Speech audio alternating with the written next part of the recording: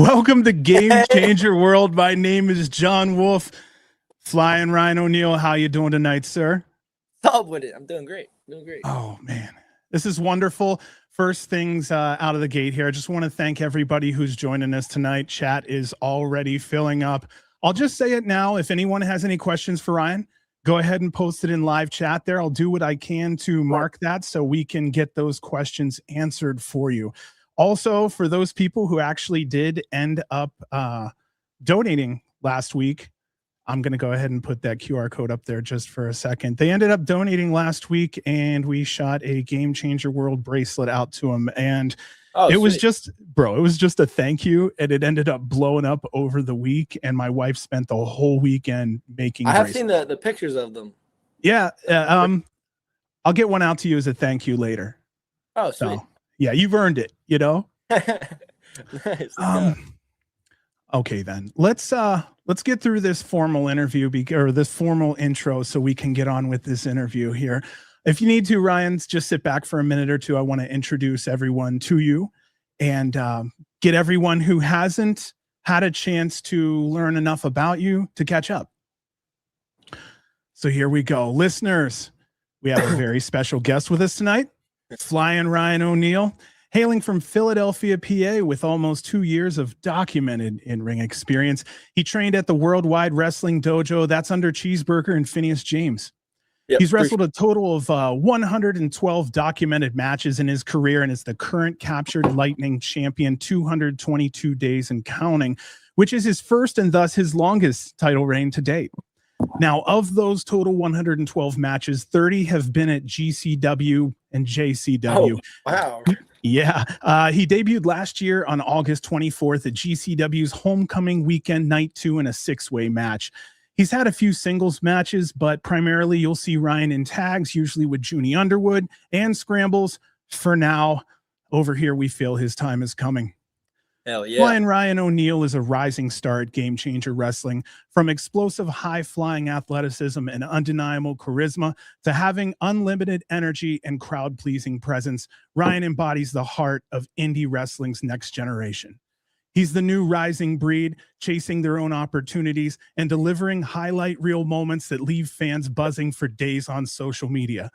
Whether flying from the top rope or battling in the trenches with some of GCW's finest, he's a must-watch talent whose passion and potential make him one of the promotion's brightest young prospects in 2026 and beyond. And this is what makes him our guest tonight, a game changer. So listeners and fans, I'd like to officially welcome to the show, Flyin Ryan O'Neill. How you doing tonight, man? I'm doing awesome. That was so sick. That intro. I don't think I ever had an intro like that before. No, not over here, buddy. You're starting to earn it over at GCW. You get the red carpet. Let's go. All right, then. You know what? Clown, holy moly. Let's get this out the gate. $10. Wow. Geez. Donation coming in already. Thank you so much, sir. What's up, Clown? Wow. If you got a question, Clown, like I said, pop it in there and we'll make sure we get that answered for you later. Sir, thank you. He just got his bracelet not that long ago. At this point, Clown, if you want another, hit us up. All right, here. So, Ryan, let's go with the easy stuff. Walk us through your timeline. Which companies were you watching first? Wrestling companies? Who did you watch? So growing up, obviously it was WWE. Growing up, I had all like the pay-per-view DVDs. My brothers had them, so it's kind of like hand-me-downs, you know what I'm saying? And then eventually it evolved to TNA, and then like discover YouTube, and then backyard wrestling, like wrestling on the trampoline. And I did that with my friends and stuff. So it's like WWE, then TNA, and then like YouTube, backyard wrestling, and then everything else comes after that. Jeff Hardy's your guy, right? 100%. Anybody else, or is it pretty much like 51+% Jeff Hardy, like the main? I would say 50% Jeff Hardy, and then the rest. So when I started to really know about it was in high school, so 2020s, but I knew about like 2010s, like 2012, 2013. My uncle ran a promotion of his own, so I was learning about it then, like CZW and ROH. I actually there was it was CZW. I actually wrote this down so I didn't forget it. It was Cage of Death 2013 and Final Battle 2013. I went to both of those shows to like put flyers in the seats and stuff. So that was like my first indie experience was those two shows, like just like promoting for my uncle's show, which is really cool. Okay, so then your uncle's company, who is that? Or what's the name of the company? It was Extreme Reunion. Extreme Rising 2 is also the name of that. Nice. And then, okay, so you're now kind of, you got your foot in the indies really quick. Did any of your favorite wrestlers change? Oh, from the indies? Sabu. Yeah. I got introduced to Sabu. I mean, he's not really, he was on the indies at that time. So Sabu I got introduced to because I saw like, it was an Extreme Reunion show. So all the ECW guys would like come back. So I was getting introduced to them. Like I never seen that before. Like that was insane. There was a guy like I was introduced to, Facade. I don't know how to say. There's another version of Rey Mysterio, Hijo de Rey Mysterio. I don't know how to say. Oh, Hio. El Hijo de Rey Yes. Mysterio. That guy. And yeah, just a bunch of ECW legends I was introduced to, like Rhino. And then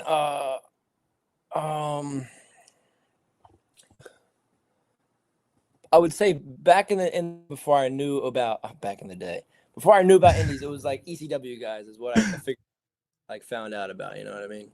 Yeah. Okay, so you're in the indies, you're starting to get your people, which is gonna kind of be your influence now. How did you end up getting first interested in the performance side of pro wrestling? My brothers, Yeah. they weren't wrestlers, but we would wrestle each other, you know. And when I started like watching backyard wrestling on YouTube, I would actually make videos with my friends, and you know, I don't have a trampoline, but I'd wrestle on their trampoline with them. So yeah, just like messing around with my friends in the backyard and my brothers and stuff. That is where I got introduced to it, you know. And then high school, I started amateur wrestling, and then it just kept going and going and going and going. So you're rolling around with again all the independents. Was this before or after graduation that you decided to do pro wrestling then? Because let's see, you're 19. So this was before high school, right? What? You Exactly. decided to start doing pro wrestling before you graduated? Yes. So it was Okay. exactly, it was sophomore year of high school. They asked you, what do you want to do with your life? And I'm like, I don't know. I'm just a kid. And I think about it, like for real, like the only thing that ever made sense was wrestling. So like, I've kind of known my entire life I've always wanted to be a wrestler because I haven't thought about anything else. And then there it was. Like next day, I joined amateur wrestling and just wrestled all up until graduation. I graduated and then started pro wrestling immediately, like the week later or that week. So was the initial plans maybe to just like get trained and work with your brother, or was this a situation where you had some friends that you were looking, because you were mentioning your brothers and then your friends? Was there any of those people in that atmosphere you were going to get started with? Because I know some people like to start training with a friend to kind of keep them accountable, like working out. Did you have anyone, or did you just, like, I already have my support, I'm jumping in? No, unfortunately, like with like many people, wrestling kind of fades away. So it kind of stuck with me, you know, so I had to do that by myself. Hey, So that's yeah. okay though. I think you're doing all right, man. Yeah, thanks. Okay, so let's have some fun here. How did you choose the name, and what were some names that you shot down? Oh, Flyin Ryan.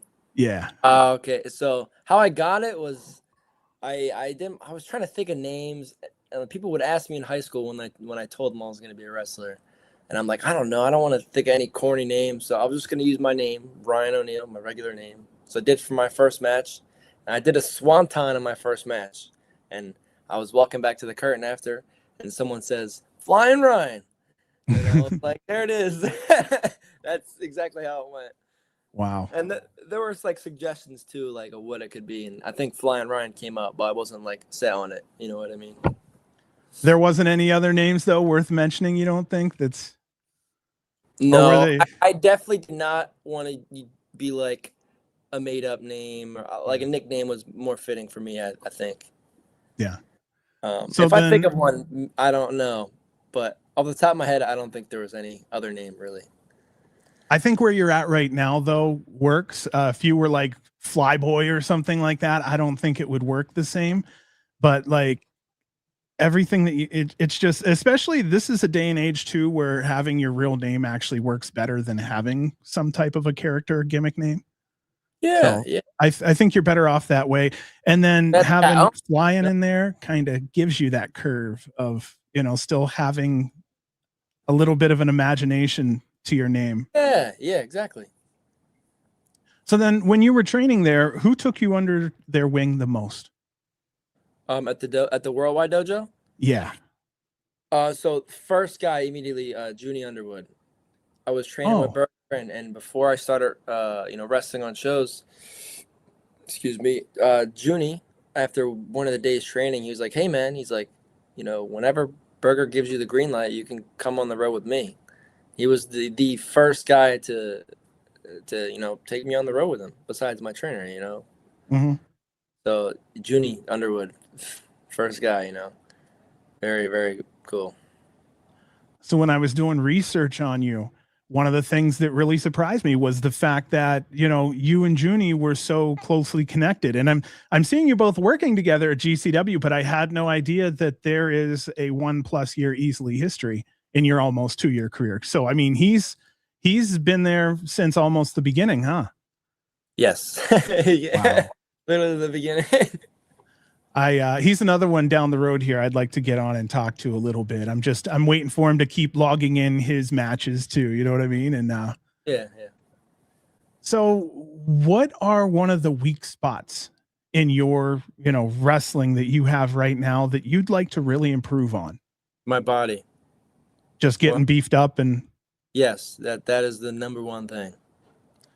There are a lot of wrestlers out there who have your build, who, as long as they work hard, once they hit about 24, 25, 26, their bodies fill out. You know this for a fact too. You've grown up around someone whose body just fucking blows up, right? There's a guy who's like identical, so I can see where my potential could be, No, that's where you're going, my friend. You already have, because you can go and look at old tape and see how yours and his are similar. It's insane. It really is. But yeah, that my body is definitely the number one thing, and I'm already I'm putting the work in the gym. I just got to eat more is the big thing, and I'm eating 2 to 3 times a day, but I got to eat more or something. What are you listening to when you're working out? I like all music, but working out, get a little bit more hyped up. So maybe like 3-6 Mafia or Metallica or Chief Keef or Pantera. It gets really all different types. Yeah, I can tell your dad and I are around the same age is what I'm thinking there, because I'm hearing a lot of music my son is like listening to is a lot of the stuff you're listening to. So it's kind of wild, but your generation's really embraced older music more than any other generation that I actually have seen. Even my generation. Recognize real. I mean, that's the truth. Good music. Like I like a lot of old stuff. And I'm surprised by how much I know. I don't know the names of a lot of songs, but you play a song, I'm gonna know it. You know what I mean? Mm-hmm. At least I feel that way. Well, there are songs where I don't know the names of the song, but I know the lyrics. Yeah, that's what I mean. Yeah, that's what I'm saying. Yeah. Do you have any moves or spots that you've done that are directly inspired by another wrestler? Yeah. Yeah? Jordan, the Cleopatra, 100%. And Jordan was one of the first indie wrestlers. Oh, there you go. He was one of the first indie wrestlers I discovered. I used to watch a show, GTS Wrestling, growing up. It was backyard wrestling on YouTube. And he was one of the guys that I followed all throughout school on the indies. And, he's become my mentor. And now I get to pay homage to him, and tribute to him using one of his moves. So it's very cool. Okay, so the next one here. You got to be studying tape. So what has been your most recent wrestling deep dive? Especially with Jordan, Trent Acid. You're going, okay. So you're going that route. Cool. like ROH, CZW, 2002, 2003, 2001. I'm still like learning a whole bunch of stuff, but that era of the indies is I'm like I gotta what is the word? Educate myself. Just study it. Yeah. Just because it's so good, man. Different vibe, different freaking era. You can see it in the wrestling. Yeah, I mean, I found out about Sabu versus Ruckus the other day. I lost my mind. Oh, no shit. It was first for me, so it was great. It was so awesome, man. Dude, like, that's so cool. Yeah, like I got to experience well, not experience in person, but I watched on YouTube Trent Acid versus Homicide. Like that was lit. Like there's a whole nother world like I have not seen yet, and I'm discovering about it, you know, and it's good. It's really good. And if you study it a lot, there's a lot of psychology you can pull out of it that sometimes this generation doesn't spend enough time to like maybe working the crowd more in that era than you do now and whatnot. So it's nice also that every now and then you might see a fresh move that you don't see anybody else performing and you're like, shit, I might want to put that in my arsenal. Mm-hmm. Yep. So then do you prefer an opponent who's smaller, equal size, or larger than you? I would say equal size or larger, rather than smaller. I feel like with the larger guys, there's a good story to tell because I'm a skinny guy. It's weird though, because I'm as tall as the larger guys, but I'm not as buff as the larger guys, you know? So it's a cool story that you have to work harder for everything else. You know what I mean? Mm-hmm. In order to gain the advantage. And then regular guys, obviously, because we think, you know, we can have a good paced match and stuff. Not that I cannot with other guys. It just, honestly, I have not. Actually, I can't say that. I was going to say I have not wrestled a lot of smaller guys, but I realized that I'm taller than most people. So I have. You're deceptively taller than I expected when I saw you in Vegas, dude. I did not think that you and I were going to be like right there. And I'm a taller guy. Yeah, yeah, you're pretty tall too. So that was kind of funny. I heard that, I think, from Redacted, but I guess somewhere it went around. They're like, he's a big dude, like he's a tall guy, and then like a couple people came up and like, bro, you're tall. I guess I don't know where it came from, but you know, people talk, so it's like, you know, someone must have said, yeah, big tall guy. Recently, every show that I've been going to, someone will be like, "Are you getting taller?" That's usually what the doctor says, not like wrestlers. But people have been saying that more, and I'm like, I don't know, man. I guess so. Take it. Hell yeah, man. Take it. So that's actually an interesting question. You may get a little taller. We have a great feeling your body's going to fill out. You're going to get wider. You're going to get bigger. Are you already thinking about how you're going to adjust your move set for that newer body type as it rolls in? Because there may be some things now that you're able to do that, you know, and you don't want to find out too late when you mess it up that, you know, it's not for you anymore. So I didn't know if you've been planning or if this is something where it's built into your move set. There's 80% of it that I can do this and it can stay with me for my career. Well, wrestling at such a young age, I do a lot of moves where I land on like my tailbone and my butt. And I realize that some of that's going to have to weed out eventually, you know, and it's going to have to get out. But as I get older, I definitely will love to incorporate more lifting and slamming moves, you know. So don't really pick a lot of guys up. When I do, it's cool though, you know. It's more special, I guess. But when I get older, I cannot wait to slam some fools. Yeah, take care of your ankles. That's one of the things I just hear from everyone, big and small. Ankles, you know. Yes, that's where boots. Used to wear kick pads, and Jordan was like boots, and then just I feel much more support and safer, you know. Yeah. Okay, so you have fresh eyes on a lot of companies from a worker's perspective, and I want to ask your opinion on several companies that you've been at. I'm going to ask you for one, and you just kind of tell me what you like about that company. Cool. Wrestling Open. Dude, like one of the best places to just for repetition. It's got everything that you need. Like it's consistent. It's like working TV, you know. I'm starting to go there every Monday, and the crowd likes me there. They've got everything you need for a show. They got the monitor in the back. They got the monitors outside. They got the ring. They got the crowd. They got the microphones. They have a cool building, a good looking entranceway, and photographers. Like I usually get like the pictures and videos, clips, very early. Doesn't take like 4 weeks, you know. So it's a great place for repetition and just getting better. Like I cut my first promo off in front of a live crowd there last week.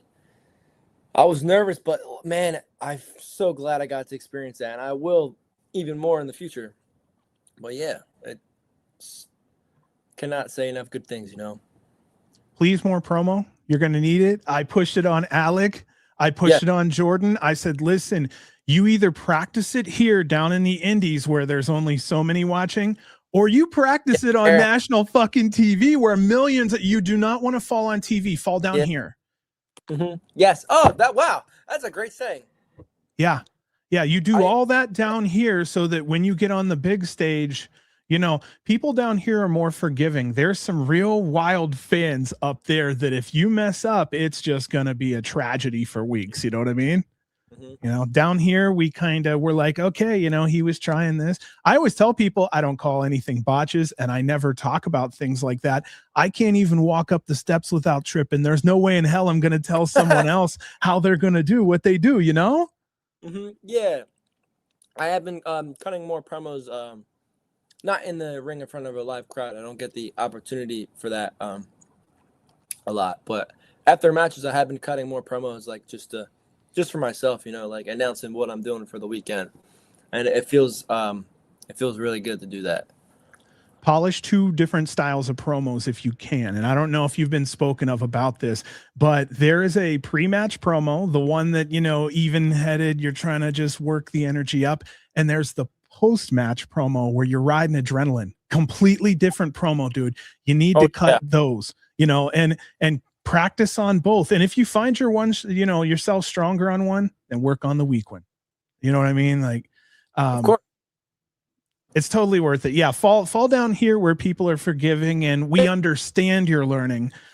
On TV, it's, well, he's on TV for a reason. He must be perfect, you know, and no one's perfect. Okay, so Wrestling Open. By the way, working on a Monday, how do you feel about being able to work on one of those days that are normally considered dead for wrestling?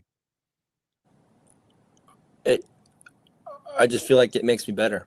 I feel like so blessed to be able to wrestle on a Monday, man, instead of going to work. So much better. They have Thursdays and Mondays. Thursdays is hard because it like kind of messes with the travel for the rest of the weekend. So Monday is good because it's after everything, you know. So then what about Beyond? So Beyond is Wrestling Open, but the bigger shows, the main shows. Same thing. It's not like every week because it's the bigger shows, but man, my first Beyond show that I wrestled on 2 so far. My first one was at the place they do Wrestling Open at on Mondays, and it was my first time there. That's what made me start coming here every Monday because of how much I like the audience and just the building. I got to wrestle. I got to wrestle Ricky Shane Page that day, and Kylan King and TJ Crawford, and that was a match where you could I don't know how to explain it. You could just feel the energy in the room. Like I could feel everything, you know. Like it was just a very special match. And I got to wrestle on Orange Cassidy's Secret Show recently, which you can't see anywhere because it was a secret, but very very special place to wrestle, you know. Definitely one of the top places to wrestle in my opinion. All right then, Power Pro Lucha. Power Pro Lucha is a new scene. Sorry, new company in Philly, which is cool because I don't got to go that far. And it's kind of like the offspring of Shikara, I'd say. A lot of people from that style of wrestling are have created that, and it's creating a really cool fan base, man. The fans there are they're very passionate, I'd say, and some of them even come to the GCW shows, which is cool too. But Power Pro is one of those places that it's a very young company, I'd say, and I'm a very young wrestler, so I feel like we can rise at the same time. You know what I'm saying? Yeah. Yeah, I would love to, like, Power Pro is one of them places I'm passionate about, where I want to bring it to the top, you know, as much as I can do that. And that type of style that you're talking about is really going to stretch your repertoire and really make you a better wrestler overall. If you find yourself wrestling a Chikara type wrestler versus some of the others out there on the industry, they're out there on the indies. Sorry. Yeah, for sure. It's go ahead. I was just going to ask if you saw that Junie's in the room here. He said it's convenient to be close to a spot for once. Oh man, we go very far. So that is the realest thing I've ever heard. Junie, we were talking about you a couple of minutes ago. I'm gonna hit you up at some point down the road. I just have a list of like 7 people for interviews right now, so I don't want to say anything until I get closer to time. But you're on radar, bud. I love you. All right, superpowers of wrestling. SPO. Mm-hmm. This is the place that I wrestled Jordan for the very first time. Run by Johnny Cashmere in the new back seats. Man, very, very special place to me. Johnny Cashmere, he used to work with my uncle back in the Dizzy, I'd say. So it's very cool. I'd say it was my 18th match. I got to wrestle for SPO for the first time. I was gonna be in a battle royal that day, and I'm in the ring. I'm just warming up and stuff, and Johnny Cashmere comes up to me, and he goes, "Hey, would you like to wrestle Jordan Oliver today?" Dude, my heart, like, I was like, "Yeah, hell yeah, man!" And I thought I was gonna be in a battle royal, but I wrestled one of the best wrestlers on the independents, man. What a special day. And SPO runs every Friday now, and it's another place like Wrestling Open. It's like consistent reps. It's a great community, great crowd. It's got everything you need for a wrestling show. And it also doesn't take 5 years to get all the videos and pictures from it, you know what I mean? So another great place for reps, and a very special place to me, because that's where I wrestled Jordan for the first time. 1CW. 1CW is one of the first places that I went to on the indies with my trainer, Berger. Oh, Berger and Sturdy Sal. That was one of the first places I went to. Very cool. It's not too far. It's in Delaware. And I had I like 2 matches there, and then I was a time where I was away, and then I've gone back recently, and I'm starting to get back into it. But always a great crowd there at 1CW, and they're one place that always has us do promos, whether it's a pre-tape or a post-match. Always like that, like backstage and stuff. But yeah, another great place. Very cool people there. I love hearing some of these people backstage have vision to allow you to do promos, or have the vision to have a setup like Beyond. Oh yeah, they got the whole have backdrop and everything too. Very, very professional. Well, then what about Limitless? Limitless Wrestling, I've only worked for one time, but that was a very, very important day. This was the day that Alec wrestled MJF, and Alec and Jordan got signed, man. We pull up to the venue that it was the Limitless Rumble. We pull up to the venue that day, and I don't know, there was just like magic in the air, man. It was a really special day, and you could feel it. We get there, and there's a guy going around with a camera filming a documentary, which is out now, which I didn't know he was filming at the time, but it's so cool. I'm even in it, like cheering Alec on in the background, you know. But anyway, I'm in the Rumble. I get to do this. This is my biggest my match in front of the biggest crowd yet that I have wrestled in front of. It's match 100 for me, actually. And I think it's the same arena that there's the picture of Muhammad Ali like this with in the ring, like in the boxing ring. So a lot of history in that building, and man, Alec, I just remember Alec going out, and we're like, me and Jordan are just so happy. And the MJF's pacing in the background, and Alec goes out. MJF's music hits. They have this match that's just magic, man. And I remember I didn't know that they were going to get signed. I found out the same as everyone else. MJF says that on the mic, like, how would you like to be all elite? And I'm recording myself. I'm recording, and I'm just jumping in the air. I'm like, yeah, let's go. And man, I was so happy that day. I still am, man. Like every day, I'm like, damn, like they did it. You know, it's so awesome. Alec comes back to the car, and we're all hugging him like, let's fucking go, dude. What a day. Bet you that car ride home was cool as shit, right? Yeah, it was. We were not falling asleep at all. No. The whole time we were cheesing ear to ear. Wow. So I've only wrestled for them one time. And it was one of the first places Alec started wrestling. So definitely a great indie to be on. And I'm very thankful I got to wrestle there. I didn't know if anybody else had asked you about that company, but I knew that was the special night, and I was wondering if you were there. So I figured, you know what? I was there, man. I'm so thankful that I was. Dude. Yeah, that's a family thing. That's cool as hell, man. I cried that day, dude. That was awesome. For all the right reasons. Hell yeah, you know? Yeah. All right. Last one. GCW. GCW, man. Arguably the best independent wrestling company in the world. In high school, I found out about it from watching Jordan, following all his stuff.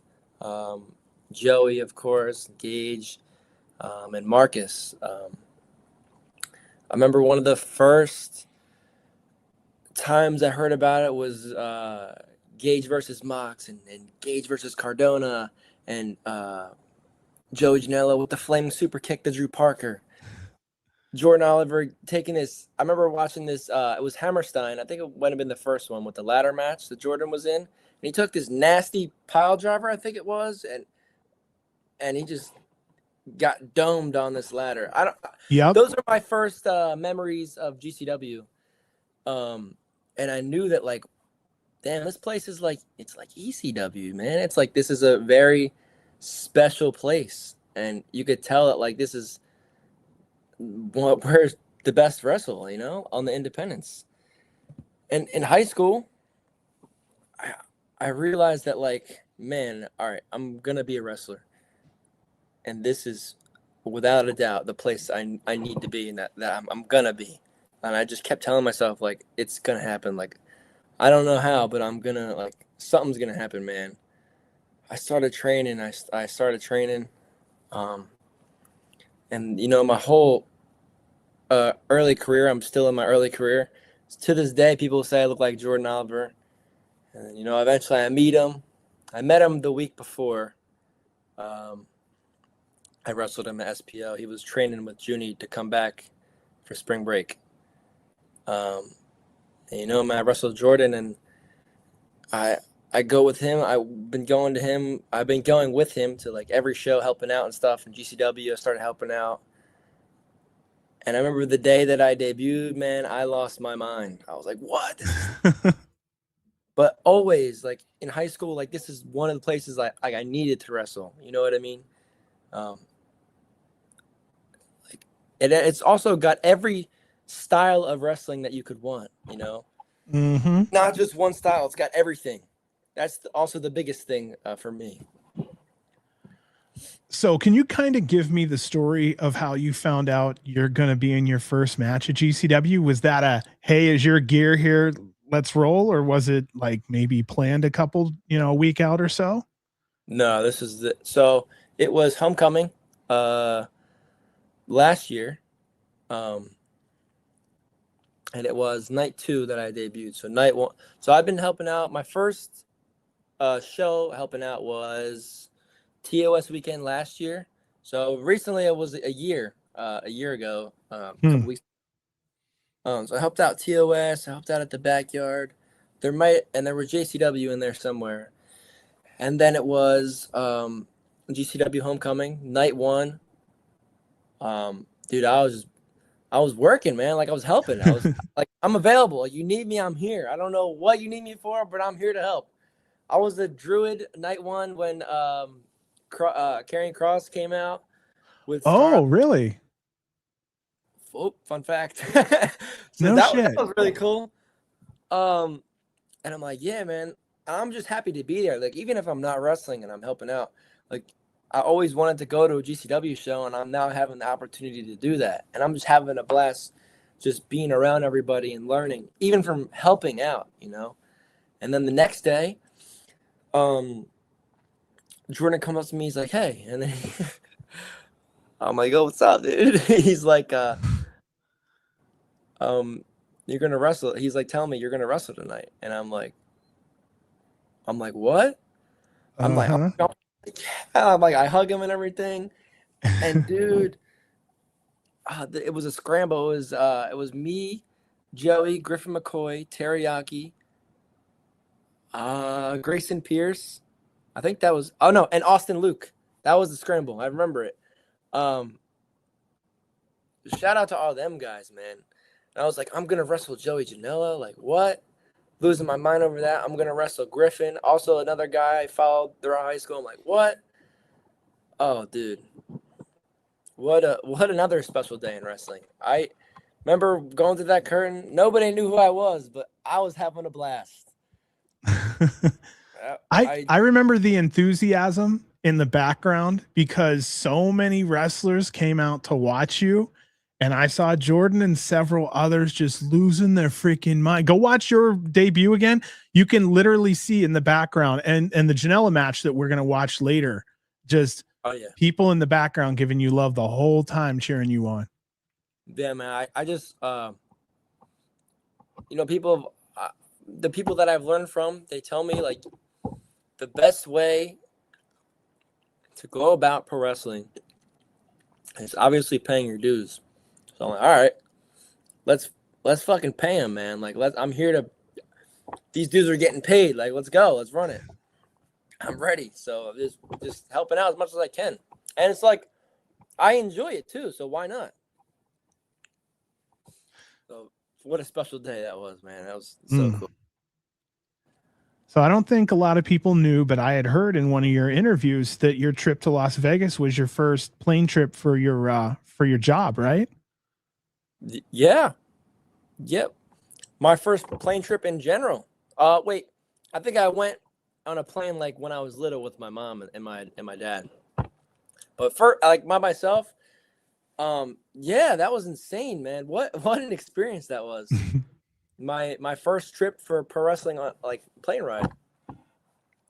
And that was me and Sturdy Sal. We went together. I remember when we got there, I was like, damn, like, we're out here. Mm-hmm. In Vegas. Like, yeah, in Vegas. For work. For work. Isn't that crazy? For work. I'm like, man, a year ago, I was sitting in class watching GCW Hammerstein on the computer. And now I'm here in Vegas. And fun fact, I didn't even know if I was going to wrestle. But I knew that it was so important. Every wrestler is going to be in one place at one time. How could I not be there and at least learn from that, you know? And, you know, I helped out and I did get to wrestle. I think I had like 3 or 4 matches and we were there for a week.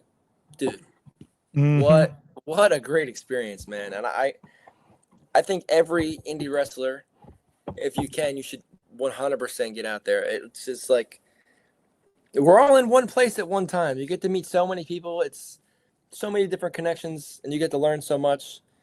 And it's like WrestleMania for the indies. So it's like, what? How could you not be there? A lot of love going around. A lot of people to meet, you know? Sure. Oh, it felt like Christmas.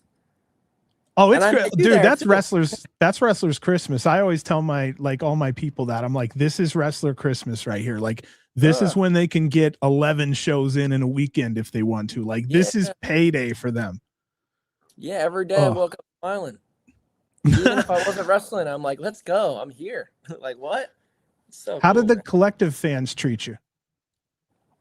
Cool. There were some that knew who I was, but not many, you know. I'm still a new guy around town. But the people who came up to me and got pictures and autographs and stuff and talked to me, they're all super cool. And it's like those are fans I don't get to see a lot because they're West Coast fans. Some of them are from the East Coast, which is like, oh, I'm seeing you here. That's awesome. That's why wrestling's so cool. Is like people come from all over the world to one spot to watch people wrestle. Like, what? That's great. Well, you've been elsewhere too, man. You've been out to Canada. Oh yeah. Right. So, I doubt there's many, but have you actually noticed a difference between Canadian and American shows, or maybe the vibe between Canadian and American wrestlers might be different? I've been to Canada. I think I had like 4 or 5 matches in Canada. I have not had many. I've been there a few times, but I would say, 2 trips to Canada, right? Sorry. 2 trips? I think Or 3? Okay. I've had like 3. I don't know exactly, so I could be wrong, but at least more than 3 matches in Canada, I know. Remember the first time I went to a place called C4? That crowd was electric, man. I don't think I have enough experience in Canada to give you a good answer on that one. Got it. But it was a great crowd, I will say that. It was more of a side question anyway. I'll get us back on GCW. I don't want to branch too hard here, but you're 30 matches in, brother. When did you know you were starting to kind of become a regular? Putting in the work, just showing up every day. Like, hey, if you need help, I'm here. You know, like even if I don't wrestle, I'm not mad. Like this is where I want to be. Like this is a great community and a great like team and family I want to be a part of. And it's like, yeah, man. It just, how could you not want to be here? And the question was, when did I start realizing I was like a bit of a regular? Yeah. That was the question. So I wouldn't say I'm regular yet, man. I'm still working to earn that. But East Coast regular, I started noticing. Well, after I had my match with Joey, I'm like, yeah, this is the place to be. I mean, I already knew that, but that was even more of an eye opener. So after that, I'm just every show helping out. Even if like, it's like after that match is where I realized like, yeah, let's run it.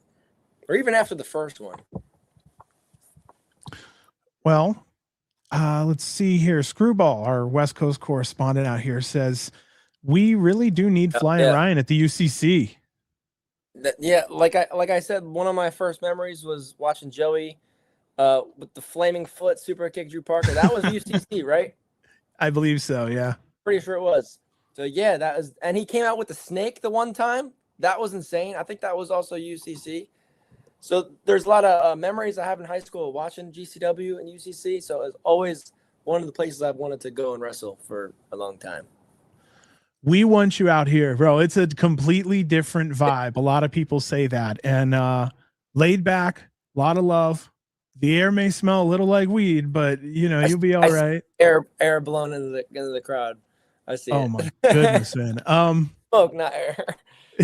So in ring at GCW, who's brought out the most in you? Joey Janela, Jordan Oliver, Alec Price, Marcus Mathers. Those are the main guys. Junie Underwood. Those are the main guys. Oh, there was this one like scramble I had. They called it like a superstar scramble. It was me, Manders, KJ, Darice, Yaki.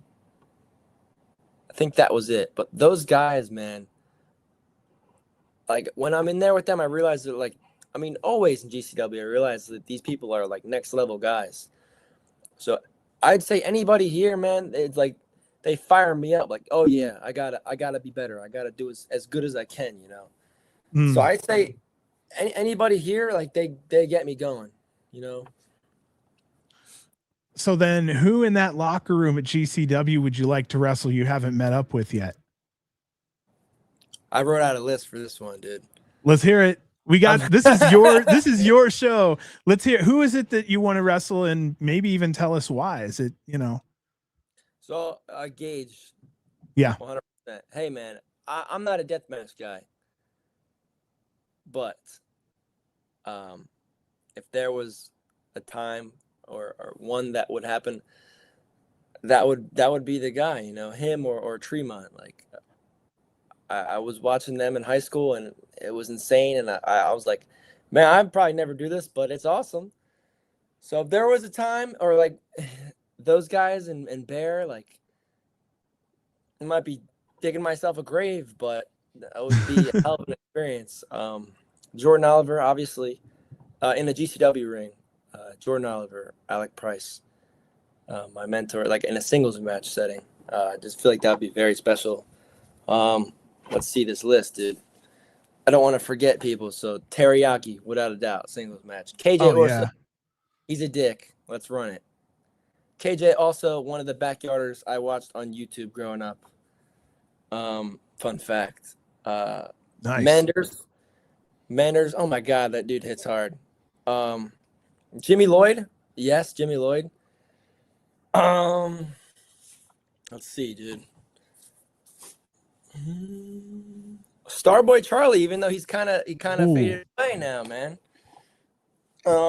That's a good matchup. Drew Parker, that'll be a good one. Mm-hmm. I would like to wrestle Ruckus. Now that you've watched a little tape, you're like, shit. Yeah, dude.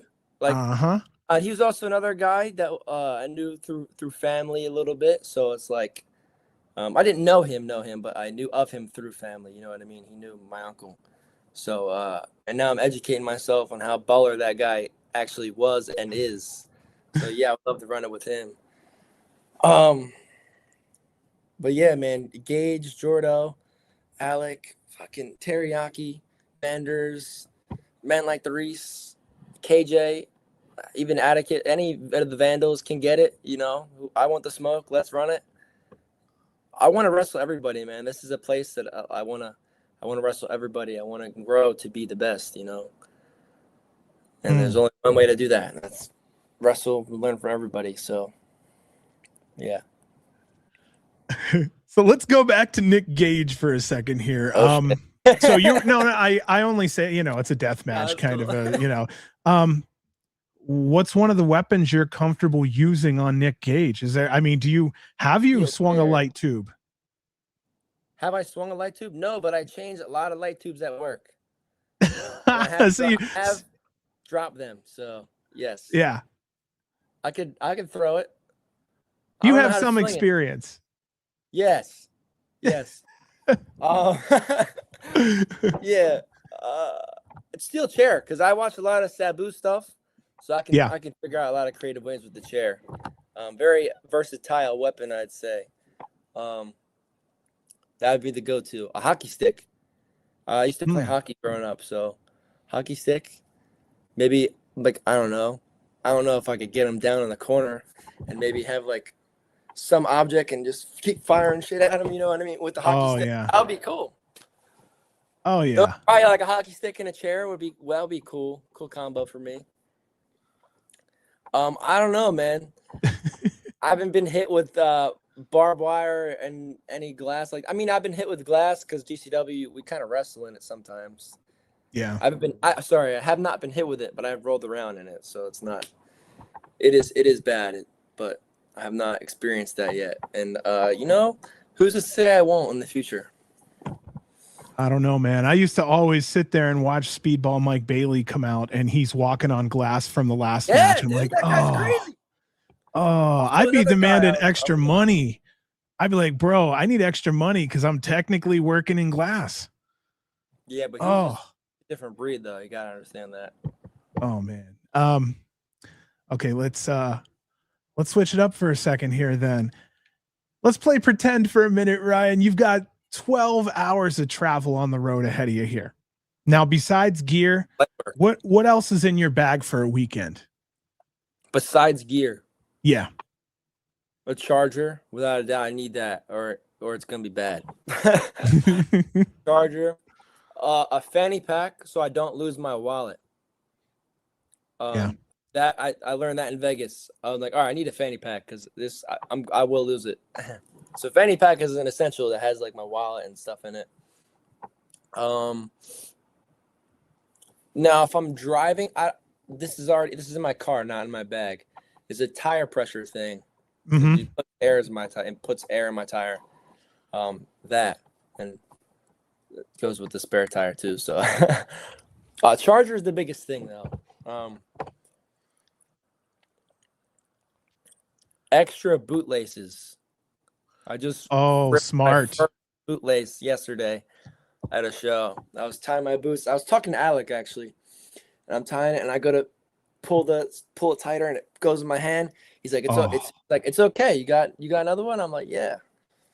So now boot laces and just like extra pads and stuff in case I forget them, which I don't have, but because knees need to be protected and elbows. Well, you work, man. You should consider maybe just having a backup charging cable in your car. So just in case you do forget it in the house, you got one in the car. Thing is, I lose one or the other, and then that just comes with me and then I just lose that. Then I got to find out. So any one you buy is just going to be the new one either way. That's why the fanny pack comes into play, because I just throw it in there. Oh, my goodness. Okay. Now, let's talk about eating or drinking. Are you the type to try to save money, grab a couple things from home, throw it in the bag and bounce? Or are you, first gas station you stop at, you go grab a couple things? I wish I threw stuff in a bag and prepared. Mm-hmm. Wish I did. When I do, it's very nice, but no, I'm not that guy. Yeah. I try to eat. I eat a lot of chicken, so I'll look for that, So like whether it's a Chipotle or something like that.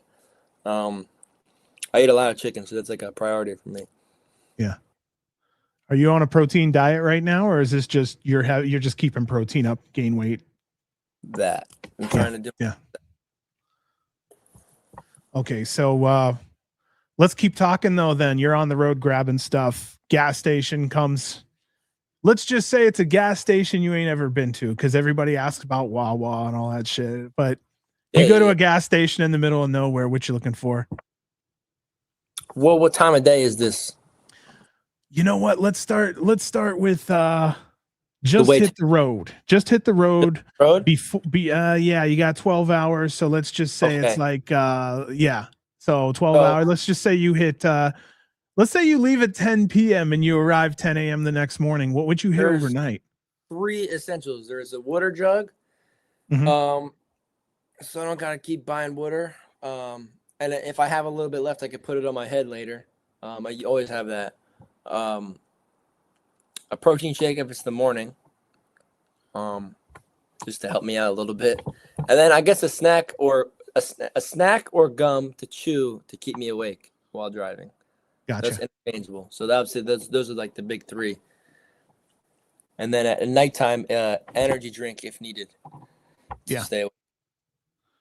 So I was going to ask you, this is a weird one. I've heard this and I don't know if it's a myth. Have you ever had a Gatorade and sometimes you'll get tired? When you get electrolytes, like heavy electrolytes, have you ever gotten tired from that?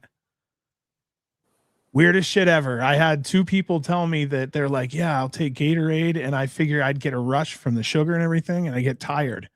I'm like, weird. I don't know. I grew up drinking a lot of Gatorade, so yeah, I don't have an experience with that. I'm drinking Powerade recently more.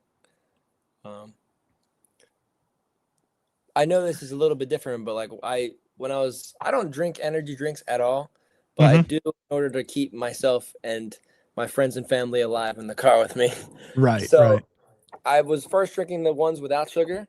Then I realized that those Red Bulls don't give you wings. It's got to be with sugar. So I have learned that. So I don't know about the Gatorade not giving me energy though. Yeah, I haven't had that. Okay, it's so not gonna get hyped up, but it's not gonna put me to sleep either. You know what I mean? Yeah. I just figured, especially after shows, electrolytes are the thing, you know? Yeah. Oh yeah, I always get like not always, but sometimes I like to get a blue Powerade is the thing. Is the go-to.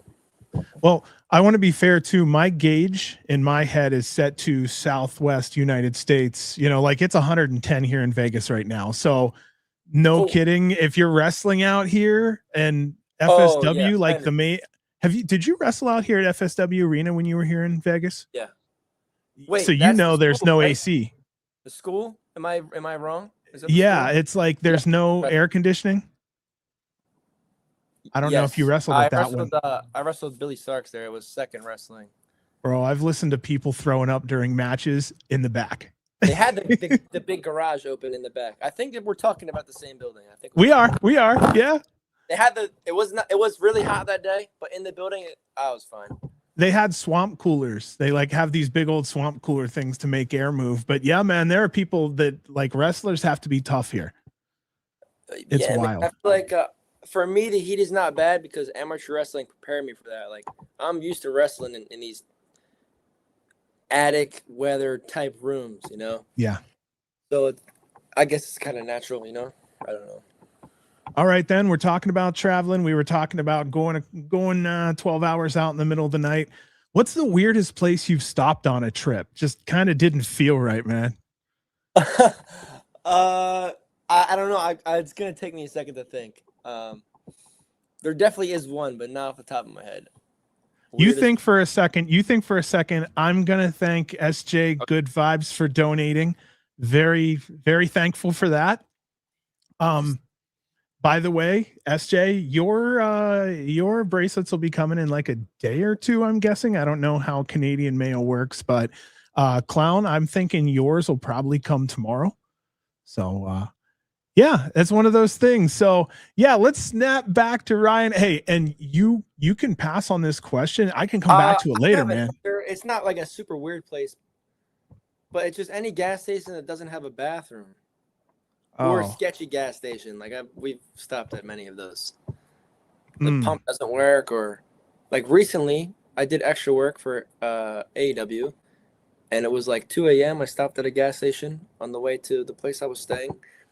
Went to the bathroom. There was no clerk when I was walking by.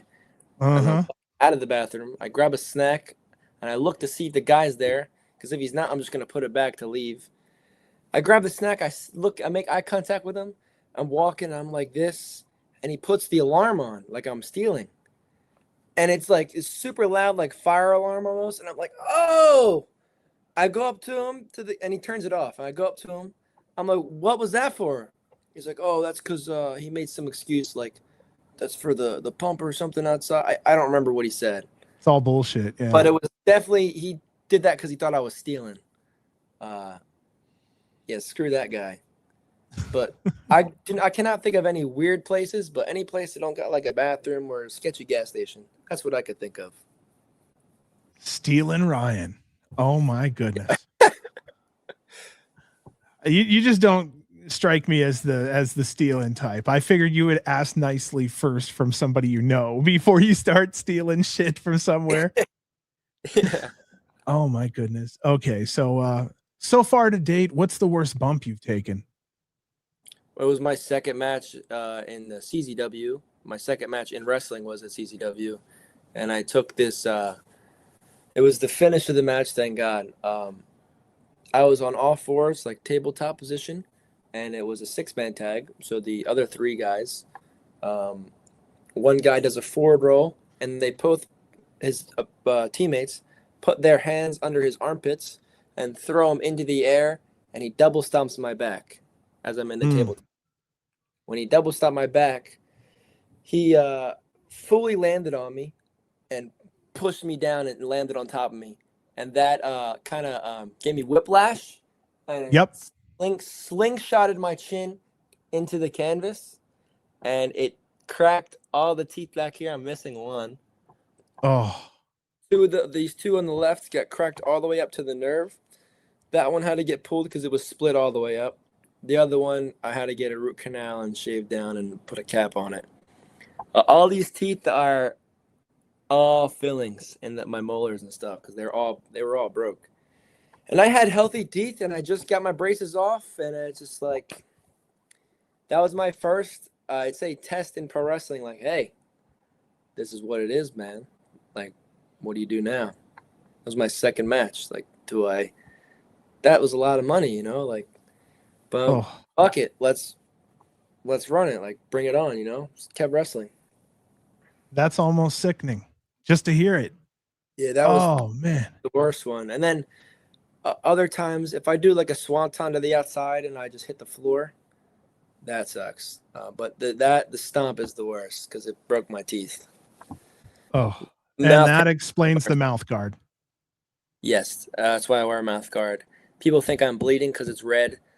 Don't worry, I'm working on getting a white one. I just cannot find one yet. So Nice. Okay. Okay. So we're talking about the teeth. Do you, at your young age, have any nagging injuries already? Shoulders, knees, ankles, anything that's giving you trouble? amateur wrestling, I broke my two middle fingers. But they're fine. There's no pain there. My elbows, though, um, as wrestlers, most of us get these. I think most of us get these like bone fragments, I guess you could say. So Yeah. Bone little chips. parts of Yeah. our bone chips, the little parts of our elbows, chip, very small part, and they'll kind of go into the nerve and it'll sting, like really bad, and they kind of go away. Um, and I guess they just settle somewhere, but all it takes is one good bang, and then it just pain again. So it'll hurt if I'm using an armrest sometimes. Like this arm had it, but it's good now. But my right arm has it again. So if I use an armrest in the car, it hurts. I know you're not supposed to, but when you put your elbows on the table to eat, I can't do that. I got to put my forearm on the table. um, my elbows, I would say, and then my knee is fine. I'm good, but I did this escalera. So you run up the corner and you have a knuckle lock with the guy and you do a front flip and land into an arm drag. I've done the move before, and it was the move I was just trying out at training to perfect it, I guess, but I didn't have knee pads on. So I did the flip and I landed on my knee, and this was not even in a match, and that it just bruised the ligament. So wear your knee pads is what I'm saying. I'm good, but it's just a little banged up, you know. That shock, is it going from here to here? Is it all through the arm? No, it's only, I would say for here it's only the forearm up, but right now it's just the elbow. Yeah. I can do this. Sometimes you can't do that, but like sometimes you'll see I don't know if you have seen, like I'll wrap something and then put the elbow pad over it. Yeah. To give it like extra padding. But no, it doesn't shoot up like the whole arm. Doesn't do that. If you hit your funny bone, it does. But that. So then you've been around a little bit and you've worked with quite a few companies. What's your favorite venue out there so far? I also wrote this down because I did not want to forget this. Uh-huh. That I 100% would have. I love the Showboat. It's just a magic feeling every time. For me, it's magic every time I'm in the ring there. The Mecca, of course, is a great place. Harris Casino is the place that I wrestled for SPO the first time against Jordan, and then GCW went there recently. Not GCW, ECW Arena. It was the Philly show before that. So very special place always.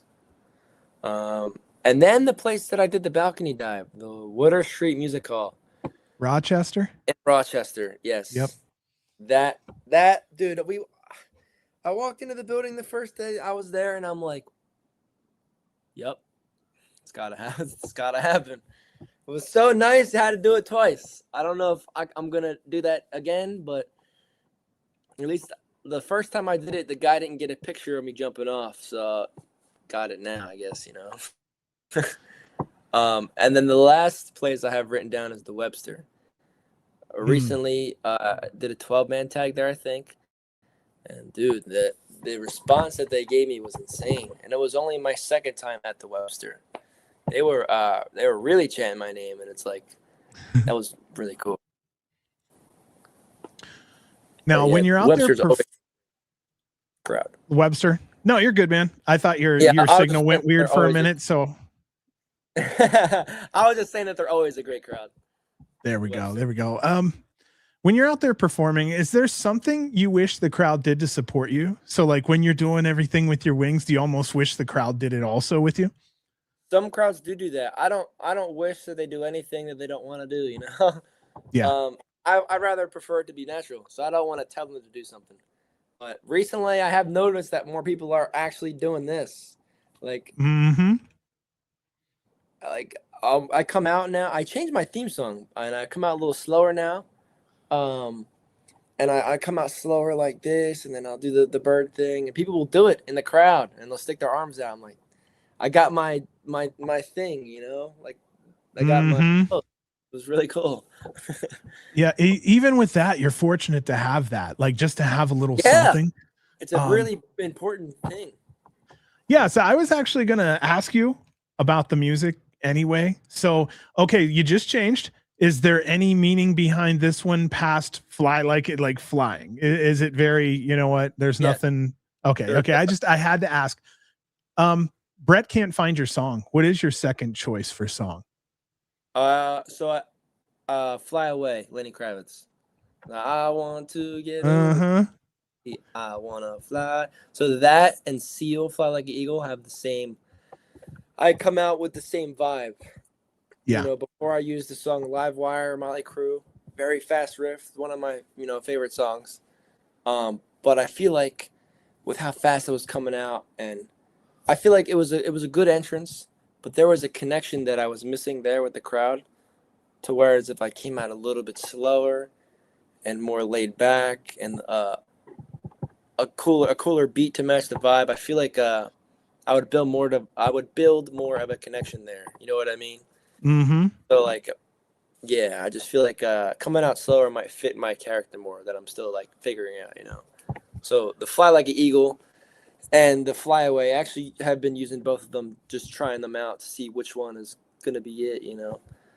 And I'm really I'll be honest with you. I'm so sorry. I've ran over you a couple times. I almost wonder if my signal is weird or something. But Fly Like an Eagle it has a coolness to it, and I feel like it lets you breathe. It lets your entrance breathe a little, to where like people do want to do something with their arms, because the rhythm is just so smooth and the beat is slow enough. The bass is so good. Oh yeah, it's gotta be the Space Jam version, in my opinion. So that one by Seal. I like that. Yeah. I feel like no one else has a song with that vibe. That's another thing, is that, everyone is that tough guy or whatever, or comes out to this. I love all music. They come out to like songs like very apple bottom, like songs that are super popular and recognizable. I guess this one is recognizable too, so I don't know what I'm really getting at. But what you just said, not many people are like, hey, and like laid back. So I feel like I can kind of fill that missing void almost. You know what I mean? And you're leaning into it without leaning way into it, like a character from that era. I'm just trying to match the beat. And it's interesting because it comes out like relaxed and cool, like you're not worried about who you're fighting, kind of thing. Like, here I am, you're basically soaring into the ring, which is cool. Oh, that's pretty cool. Yeah, you know what I mean? You're kind of basically just, when you watch an eagle soar into a stadium, it's this slow kind of coming in, and then once it hits, you're like, all right, there we go. So I mean, that's kind of what I look at it as. It's like an eagle soaring in or a dove soaring in. From afar it looks slow, but once it gets in there and does its thing, it's fast as shit. So wow, holy shit, that's a great way to see it. That's crazy, because I'm so used to coming out and just like Wolverine pump, like get hyped up, because that's what I love to do. Recently at JCW, I changed the song and I came out the curtain walking. Like, instead of just and they were clapping to the beat and they were like, Ryan. That was I felt like, wow, that was a level up in the entrance, in my opinion. Like the connection is there. You just got to build it more. No, you need to build your reputation. The more your reputation builds when the music hits, it's gonna be sick as fuck. Because like I said, your vibe, it's like Effie's Yellow Brick Road. The vibe is so different than other wrestling music. Yeah. You've actually picked something so different that it is now unique.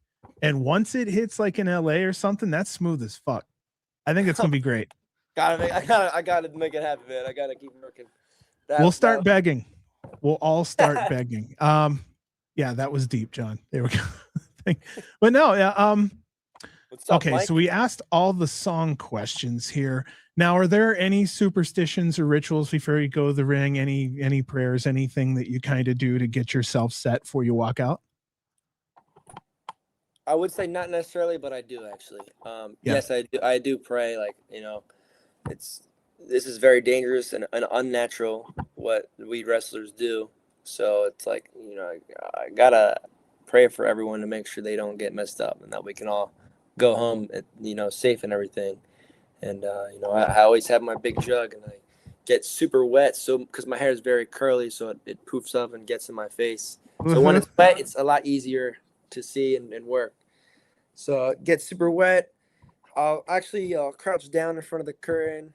I'll say a prayer or something, and I'll just kind of, then I'll now since the song has changed, I feel the beat and I start like kind of moving to it, kind of get into the groove before I go out the curtain. To whereas before, I was just crouched, the beat drops, and I fucking just lunge out the curtain. Now I'm kind of like feeling the groove, and then I go out and then I hit the thing. You know what I mean? So I'd say getting my hair really wet. Of course, stretching beforehand too. Getting my hair really wet and praying is my ritual, as I would say. Yeah. I find myself praying a lot, especially before I even do the show. A lot of the times in that little 3-minute session, my mouth does not reflect as spiritual as I try to be. Let's see here now. Who is that one person you'd love to sit down and talk to, living or dead, out there in wrestling? Is there a wrestler or someone you just like to sit down and pick their brain? And it could be living or dead, so it can be anyone. We can come back to that question because I know that's a big question. Yeah, that is. Yeah, that's a really good one. So then we'll go on to this then. Again, because you're trying to establish yourself, is there something about you or your character you wish people knew better, and you can kind of explain that? Or do you what? I'm still kind of figuring it out, man. I just feel like my character is me, but I have figured out, like, okay, Flyin Ryan, what would he do? And then I realized, like, using my agility and the air to get the advantage on my opponent. And Flyin Ryan is more of a laid-back guy, kind of, oh, yeah, he's pretty chill, but he's ready to get going whenever, you know what I mean?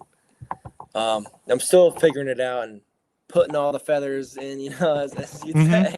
I'm still learning about it, you know, and as I cut more promos, I'm like, okay, there's something here too that could be involved with the character. So I'm still figuring it out. But Flyin Ryan, I would say, is just me, as basic as that sounds. A laid back guy, as it seems, but he's like hardworking, ready to get down to it. And has to use the skies, as I'd say, to win the match, whether that's springboarding or some sort of evasion, because I can't pick up everybody, you know, so I got to do something to win. That's what I'd say, if that makes sense. No, it does make sense, because I was getting ready to ask you this question. You may have answered most of it. I was going to ask you, when people go back and study your tapes 20 years from now, what do you hope they see in you?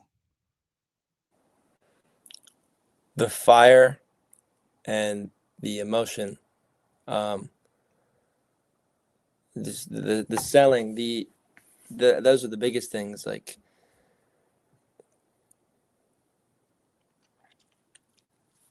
making someone feel something.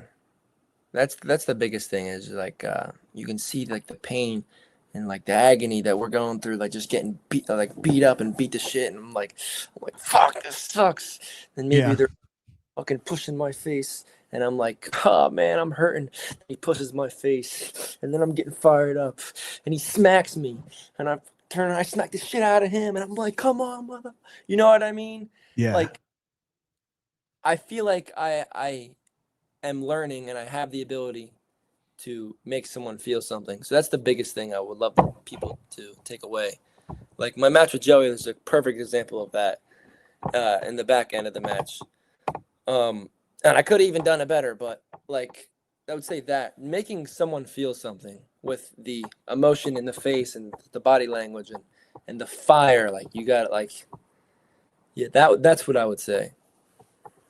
And I'm still learning all of that, but I feel like that is my strong suit. Is that the word? I'm using a lot of big words I don't usually use. No, I love it. You've done The great tonight. fire So and yeah. and just the facial and the energy, and yeah, that's what I'd say. So you mentioned the Joey match. No kidding. You're looking at my notes. So you have an option here. You have an option. Would you like to take a 3-minute break and then we start the watch along between you and Joey? Or would you like to do the watch along right now and then take a 3-minute break? Could we do the break now so I could use the Yes, sir. bottle and stuff, a bottle of water? No, you're good, man. Okay, give me a second here. I'm gonna just I only need like a minute. It don't gotta be 3 minutes, but it can be if you want. It doesn't matter. Nah, I like doing 3 just in case anybody needs to grab a drink or take out the dog or something. Yeah. Okay, guys, we'll see you back in 3 minutes.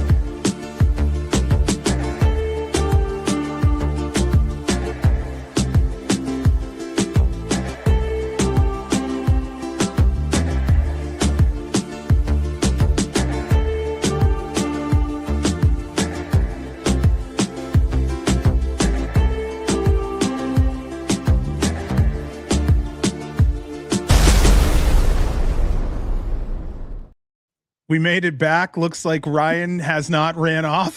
He's still here. We're doing good. You did great. That was the professional stuff. Now it's down to just kicking back, watching a match. I got a couple fun questions after that. We'll get you out of here, man. Cool. You're doing good. All right, here. So let me go ahead and make some get some things switched up.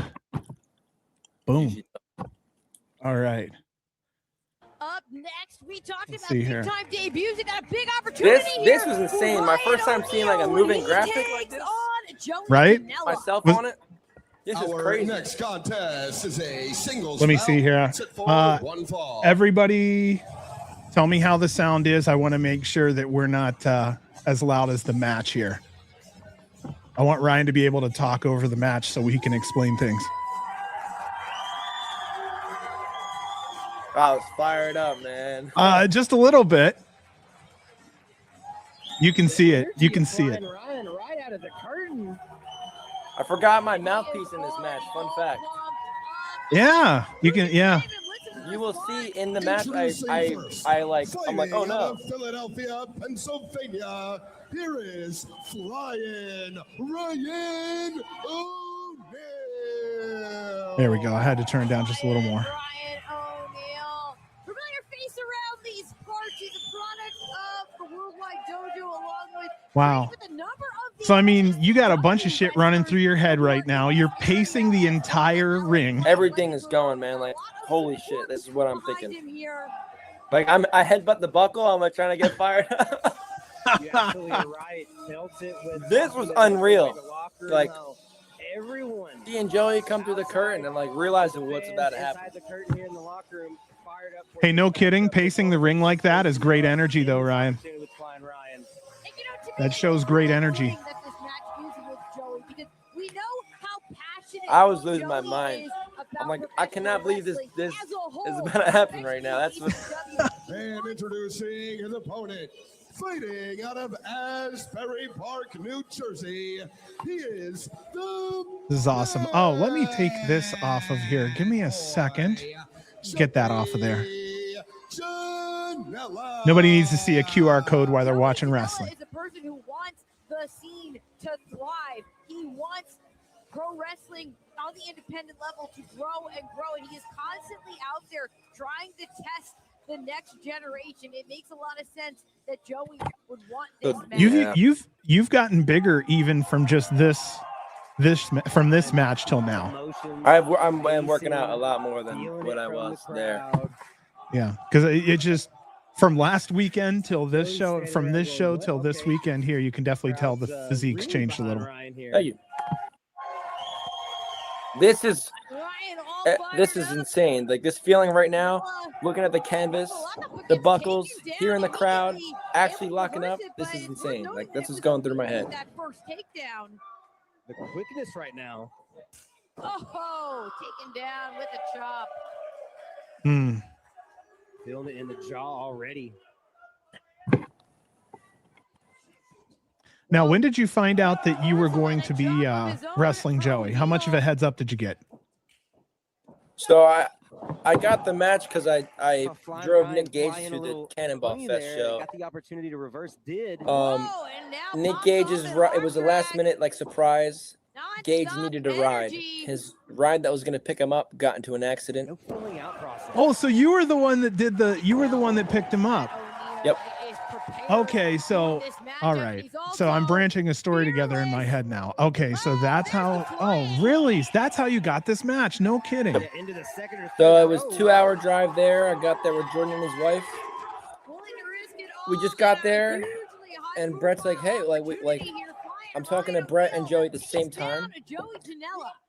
And they asked like, "Hey, can you pick up Sends Gage?" the bad boy And I'm back like- in the ring. And Joey's like, before I say anything, Joey's like, "Trust me, we'll make it worth it." Whoa, Janela. And I'm like, "All right, yeah, let's do it. I don't mind." There's the high Plus, I get risk, to- high reward I get part to goes talk to to Nick Lady Gage, like, Joey, that's cool. who gonna add I'm to gonna it pick up quickly. Gage. Oh my We just God. got there to the show. It's 2 hours The away. shift of Mhm. the I drive tempo. 2 hours Shift back of to the get Gage, spinal then 2 hours column. again to the Here's show. cover. Oh. I get to wrestle on the show too last Somehow minute, which is O'Neill cool, and I didn't know I was gets going out. to. and Gage did his appearance, and that's how I got the And match now with Joey. Janela.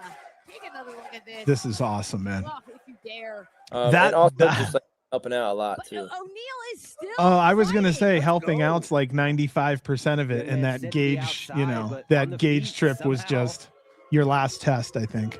And Yes. Joey That DVD, by the way, outside. that Uh-oh. hurt.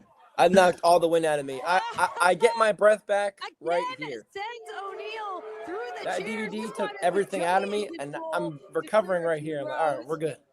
Definitely went further. Well, yeah, that You into the enjoy that. corner looked like it was a little rough. And Look, talking about I love this energy.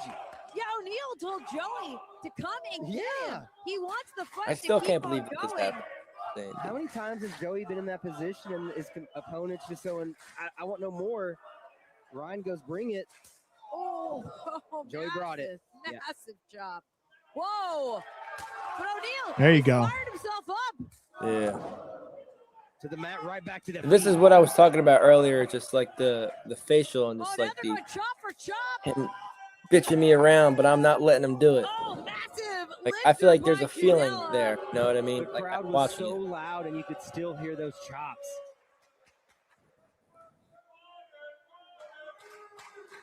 That red chest, the flying. I never heard Good- my good name shit. chanted like this before either. Joey back This is in one of the control. first. Really taking his time here. Whoa, whoa, to the Oh, that was outside. This was a very special match. Very long legs. Yes, it was.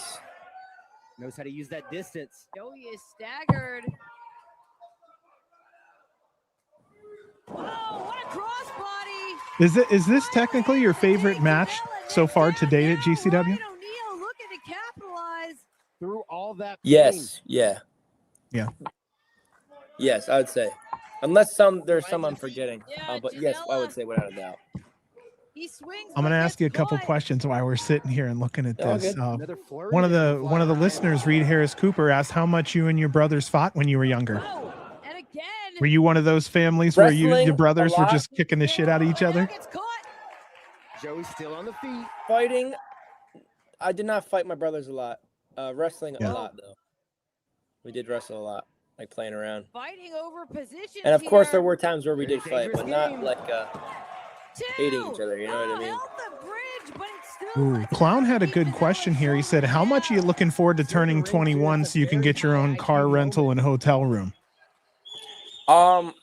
Hotel room, awesome. I don't think you can get a car rent. Oh, Whoa, twisted. no. Wanted it. I don't think you can get a car Mm. rental until like 24, Yeah. 25. Oh, okay. Two. Okay. So that's not yet. But hotel, yeah, that's a game changer. I can't do that. Can't get That's where I frustrated. realized I don't have my Gotta have mouthpiece a right plan. there. O'Neill, it looks You like he just has saw a me, plan. I'm like He this. just- Uh-huh. he pointed And I'm at like, the oh, turnbuckle. I shit. mean, this is high risk at Here we any go. I moment, started but- because I was like, oh my god, I forgot it. And then now I'm like, Janela. But high yeah, angle hotel there, is too, a able to big get one So because much I out don't of think these, I can. these heavy strikes. I think it's 21. I think he's right. Oh. Hmm. Now Joey's And, making the climb. SJ Good Vibes, another one said, "What was the best advice you got from one of your Heavy trainers?" shots to the body. But Joey just eats them. Keep your gear Always clean. bring your gear. Yeah. Massive Always bring your gear. superplex Always help by out. Janela. You get there early. You leave Recover? last. That's Yes. my biggest Two. thing. Car rentals 25, says Screwball. Let's go. And, I just can't say it One enough. other thing And look at from Joey's amateur face. wresling, That's my a big trainer hit. said to Ryan me, doesn't we even suffer know it, now but so we don't he suffer has later. Joey Janela thinking right now. Hmm. Heavy. That's another big one.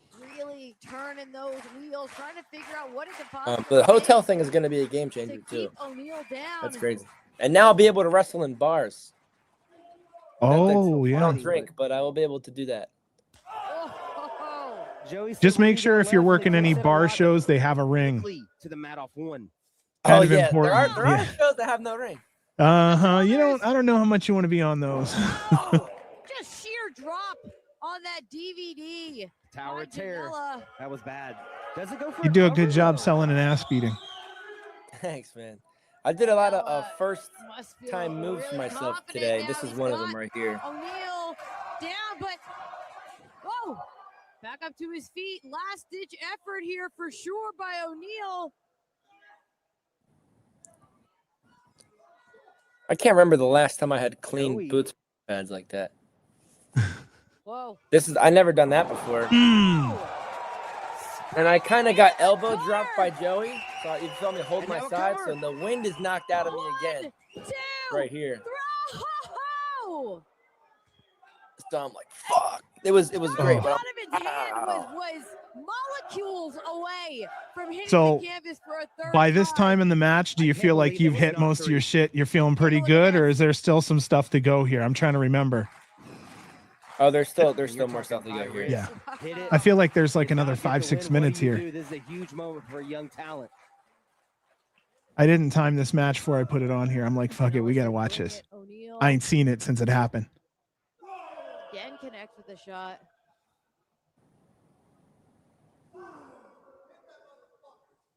Here, Alec. Mm-hmm. Alex said, hit that motherfucker. Okay. Whoa.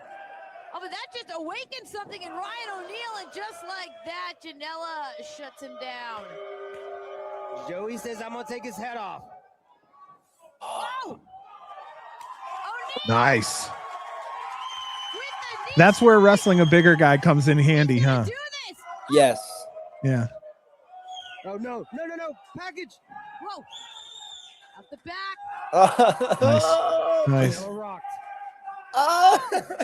Inside. Inside out. Goes Ryan O'Neill. The bad boy may be looking to end this. Well, up on the shoulders. Whoa. You know, I like how you kind of just push that hand aside of his. fires off a snapdragon suplex Hmm. and they're both down. That was the first time I've ever done that, and the If last time I've Ryan ever done may that. have felt was a a little run-up. different, he may have felt in position. I'm a for very cover long that guy, tells you so it's a about how weird move to close hit. These covers can be, but right now both. I think that's what down. makes it look cool, though. Yeah. It does. There's I a don't know difficulty what level to that. Look at this. Look at that. Joey Like, got not a caught lot of people that with size that do that. poison There's rana, something to fires anything back, you see that's and now different is both always good. struggling to recover, That's get what back you know. onto That's their why, feet and keep like my this shorts. going.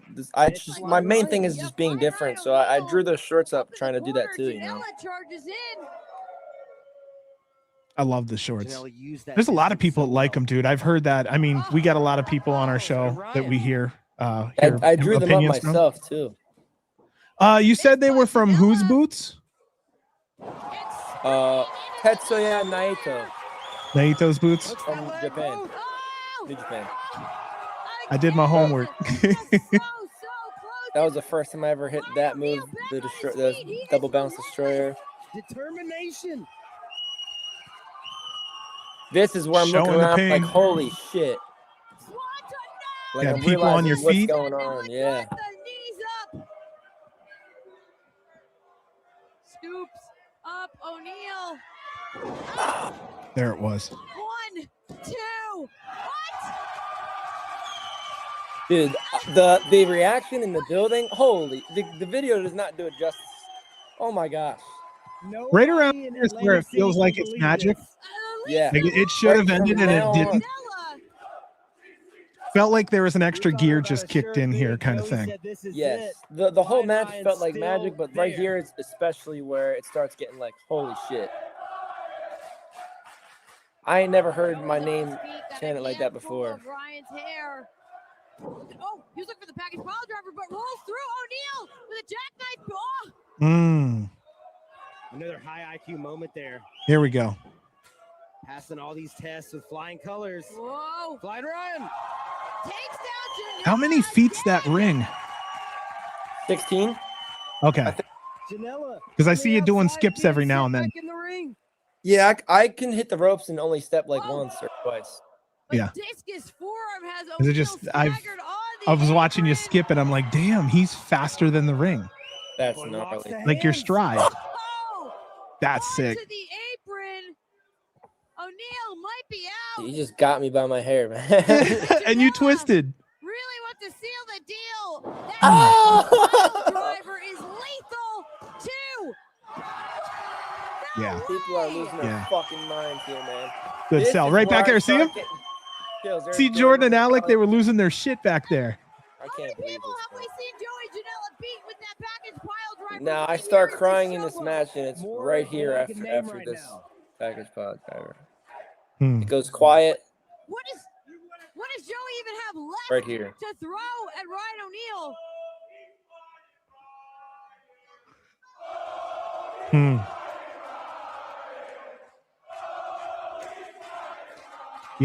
Yep. I'm crying, and I realize in this moment that everything that I've ever done is for this has been worth it. Paying. I realize in this moment this is exactly where I need to be. Joey Janela on top. Flyin Ryan O'Neill is looking to teach Janela a lesson here. Nice. Double birds. But Joey is done fucking around. Well, this is that aggressive side of Joey Janela that can make him so dangerous. Whoa!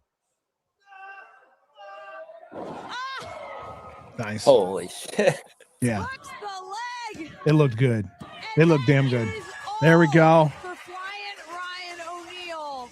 But what a war. Dude, I immediately start crying again. I don't really cry like that. And I'm balling. The winner of the match. And they're hitting the ring, dude. Like, what the fuck? That's awesome. You know he wants to win, but that was about his best. You know what's cool is one of your major wins in life is on tape. You ever thought about that? Yeah. Man. Not everybody gets their wins recorded on tape. He was going to unseat Joey Janela. It's one of the best moments of my life, I could say, right here.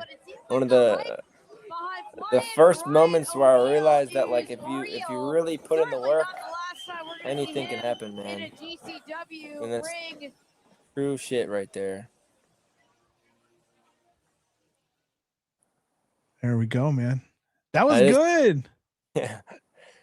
Thank you. That was good. I had to, man. That's I was wondering. I was almost thinking I took the sound off too soon now, but that's okay. It's just, this is good. Yeah, not everybody gets their moments recorded like this, man. You're very fortunate to have that. Yeah, man. A very, very special day. I mean, I watched this guy all throughout high school, and he was the main indie guy, I watched and always kept up on to see what he was doing. So it's very, very awesome to share that moment with him, And share the ring with him, and even it's insane. Thank you, Brett. Thank you, man. So you're just trying to take in what you can, and I mean your mind is flooded right now. Yeah, I'm like, holy shit. Yep, there we go. There's the dream. Good stuff. Yeah, man. Hell yeah, Ryan. I love that. That's the good stuff. That's actually what I live to see people do is succeed, and that's what it's all about. Hell yeah, that was fun to watch, man. Good call. Thanks, man. Good call. Okay, so it's on to more of the personal and fun stuff now, Ryan. Let's just kind of enjoy ourselves a little bit here. Do you have any pets? Yes, I have 4. My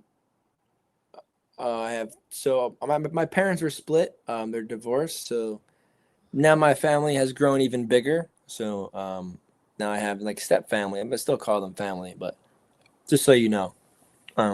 So my family has grown even bigger than what it originally was. So now I have 2 cats at my dad's. One is Tiger, and one is Oreo. Tiger's a fat guy. He's a mean guy, though. I walk upstairs, and he just swings at me. I'm like, dude. That's a not nice guy. And my mom's, I have 2 dogs. One is Bella, one is Spike. And Spike is the son of my original dog that I had growing up since childhood. Oh. He passed away when he was 16, so we were both the same age. I had him my whole life.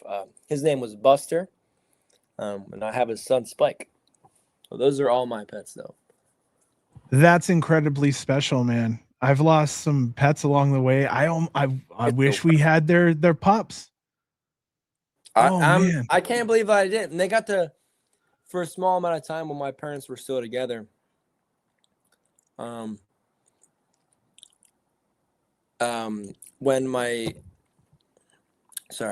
we first got his son, they got to be together for a little bit, and live together. So it's very cool to see that. And then growing up, it was Buster, the dad, was at my dad's house, and Spike, the son, was at my mom's house. And then we eventually, later in life, it was cool. We got to have them meet up again, the dogs. Really cool. So then I've seen you in hockey jerseys. I'm just kind of wondering now, your favorite sport and your favorite team. Favorite sport is wrestling. Favorite sport is hockey. Favorite team is the Philadelphia Flyers. Growing up, and I didn't realize my favorite team was one of my favorite teams was the Chicago Blackhawks. And I did not realize growing up that we lost to them in the Stanley Cup to my favorite player, which is Patrick Kane. So he scores a goal on us and takes the cup away from my team. And growing up, before I knew about that, because I was 4 or 5 when it happened, this guy was my favorite player. Like one of the best American-born hockey players was Patrick Kane. He's always so entertaining to watch. And then I realized, like, oh, I shouldn't like this guy. Those are my favorite teams. Now, this is the one part where I wanted to have fun with you. It's like show and tell. Do you collect anything? Yes. And I was actually looking for something during the break, but I could not find it. I used to collect like all the action figures growing up. I collect to this day, I collect like the old school wrestling games, like all the SmackDown versus Raw and all that. I like I got a PS2 recently to be able to play those games that I once played. So like the action figures, the wrestling games, even DVDs. Lost art is DVDs, and it's a shame that they're kind of fading away. But like wrestling DVDs, wrestling video games, wrestling action figures, those are the main things that I collected. And what I was gonna show, because you said like there is a show and tell thing. Yeah. When my uncle ran this company, I got to wrestle him when I was 4 or 5. So I guess you could say that was my first match, and I wrestled him in a Juice and Thunder Liger mask. And I still have it, and I know it's here, but I can't find it. I'd have to send you a picture or something. Well, that is so cool. And I could, I have the video of the match too. I could send that to you. Or I should probably post it on YouTube so everyone can watch it. I was gonna say, please do. Yeah, please do, because I think that's something really important. And if somebody's out there wanting to see your early stuff, that's the early stuff right there. I'm 5 years old. I got the Justin Bieber cut. I got the mask on. I got the mask on the whole match. After the match, I take the mask off so you can see me. It's really cool.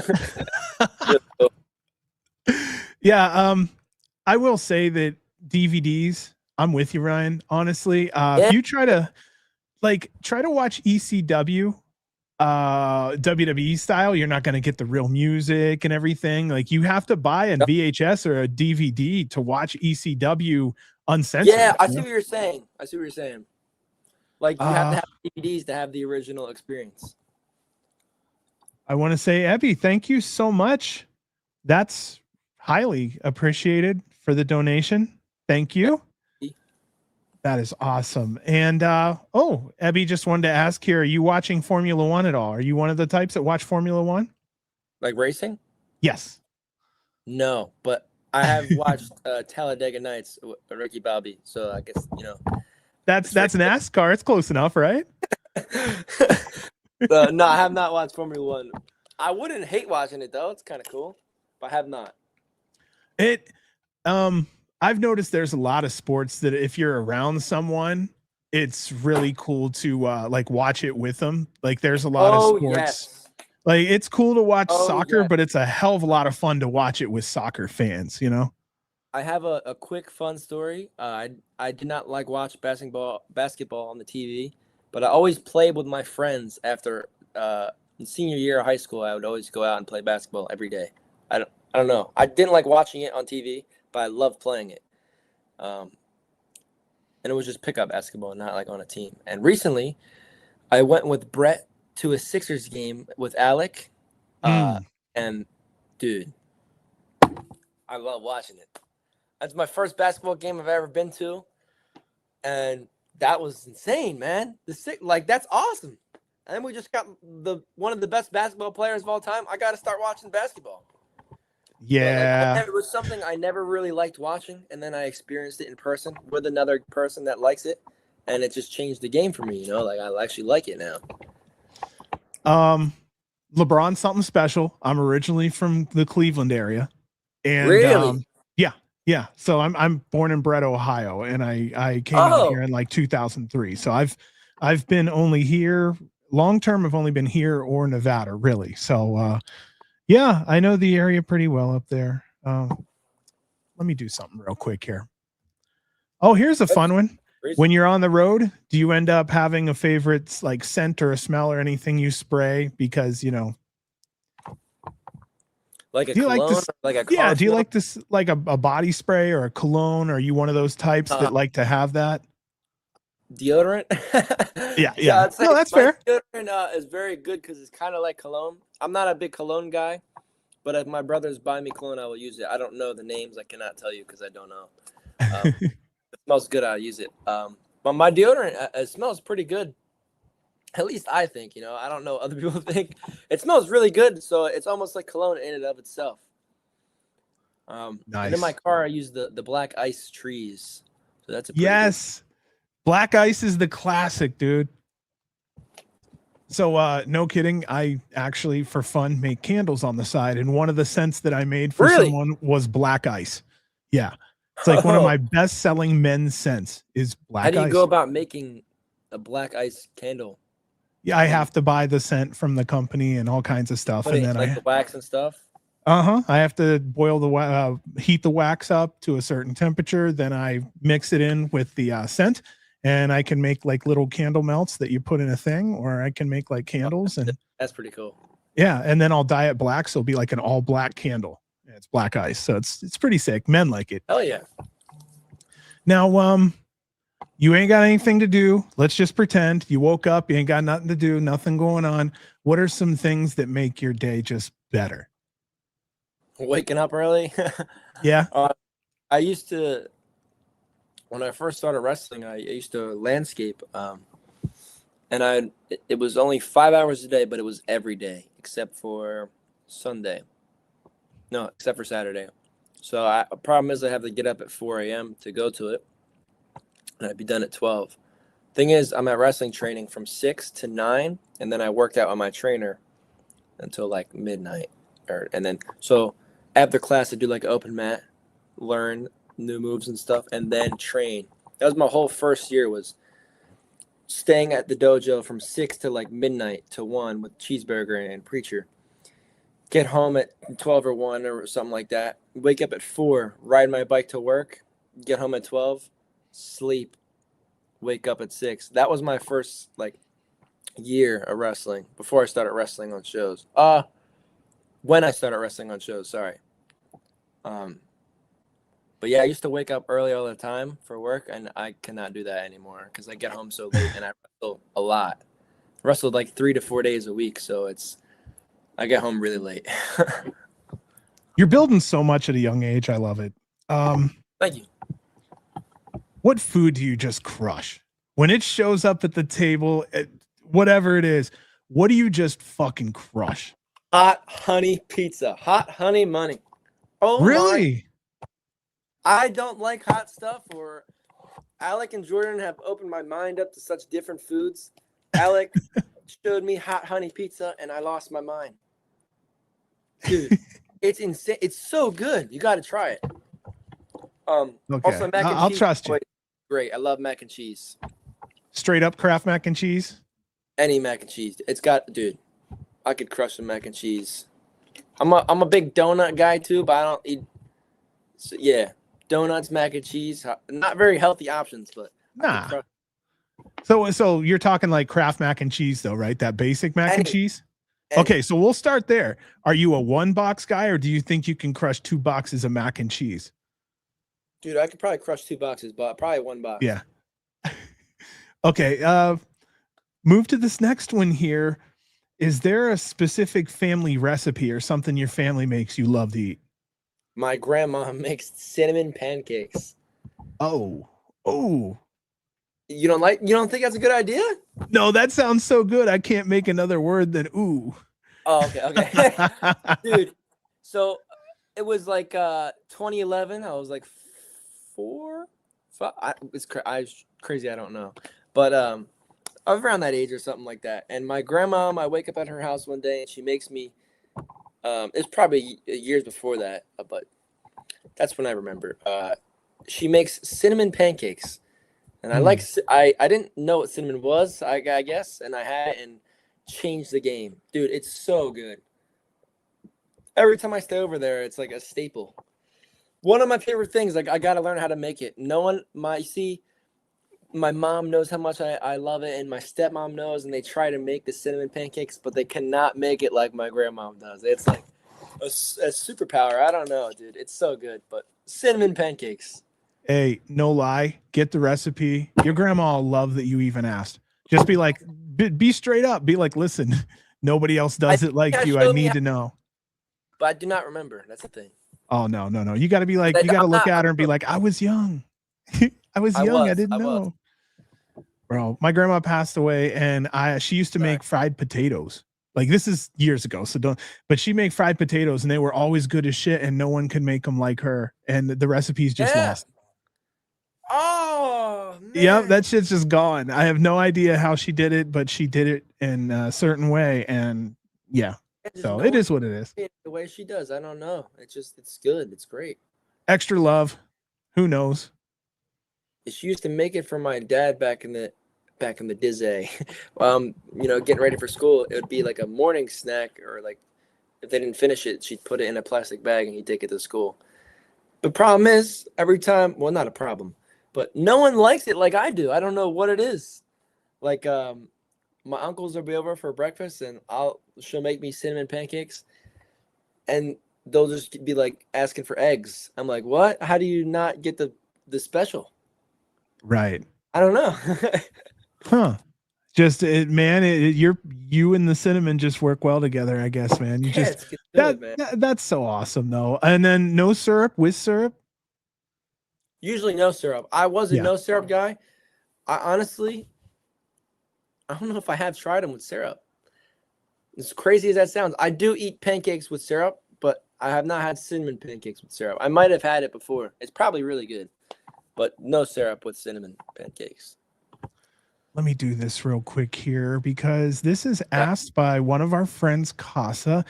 And he said, what's the biggest thing you learned from Jordan and Alec? Because you did cite them as great teachers, people you've learned a lot from. And what is it that you feel like that's a hard one to ask. I already know.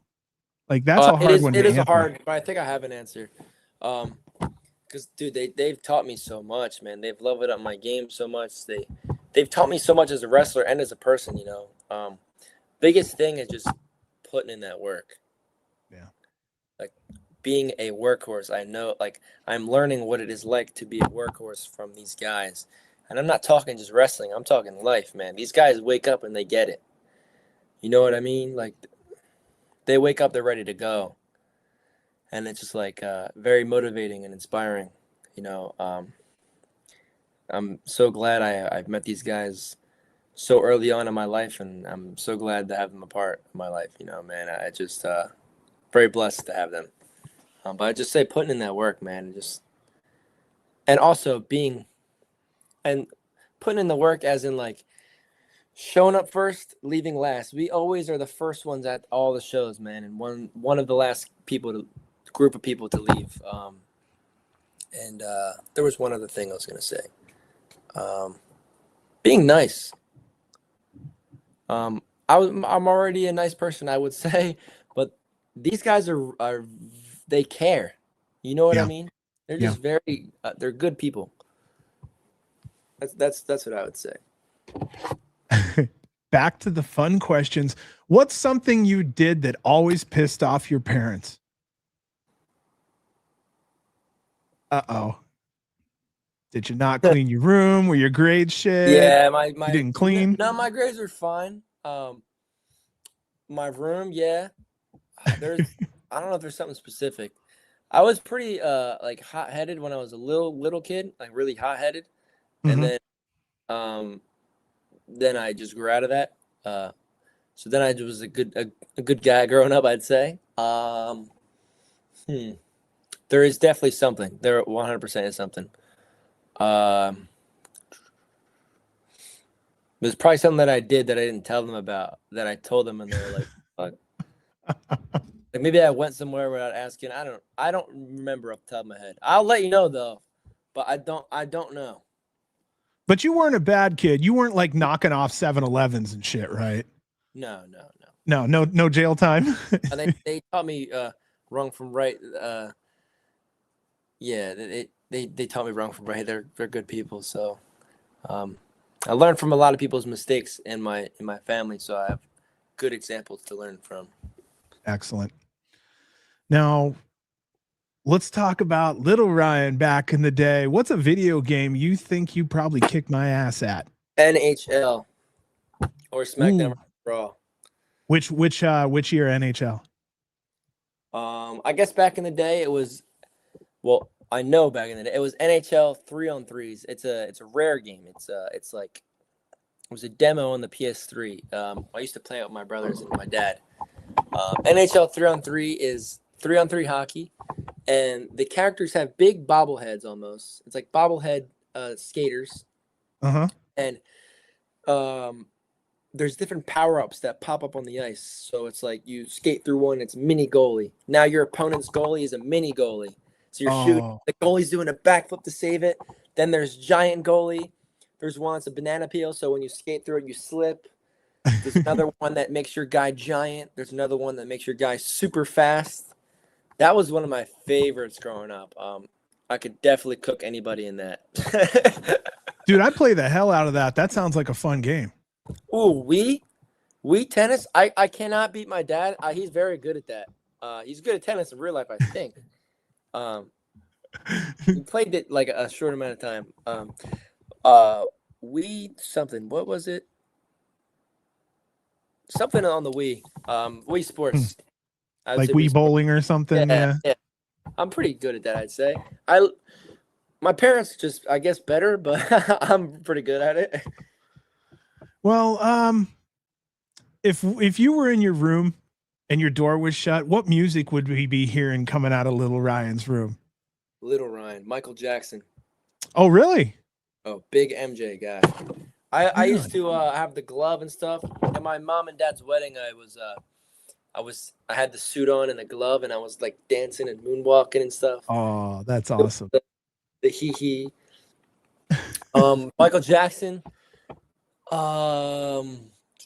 AC/DC, Guns N' Roses.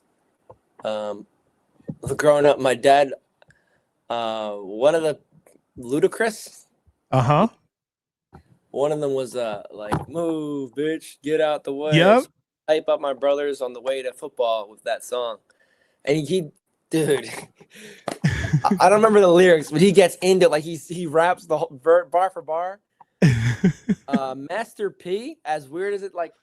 Nope. Make him say, yep. Nah. You'd hype up me and my brother on the way to hockey with that song. So I'd say that you'd hear that. I like all different types of music, so it's very weird mix, but it's a good mix. You know what I mean?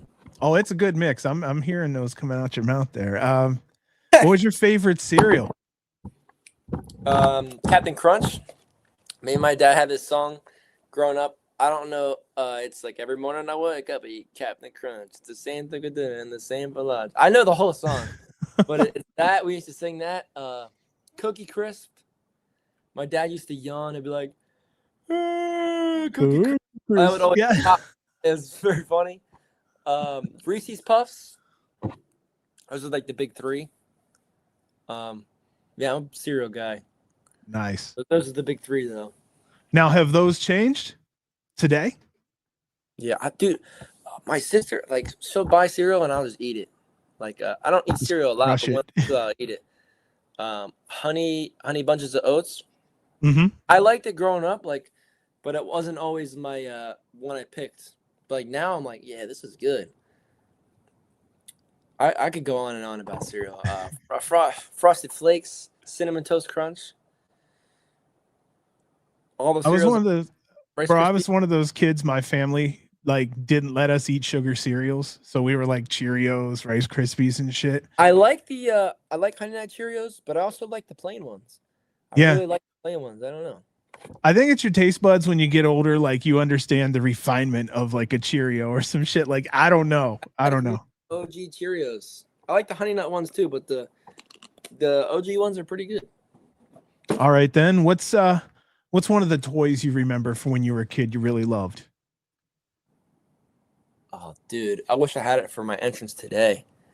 Obviously, like wrestlers and action figures are all in there, but this one was a backpack. I like to dress up in costumes a lot when I was a kid, Mhm. and one of them was Batman that just had the mask and I had wings, dude.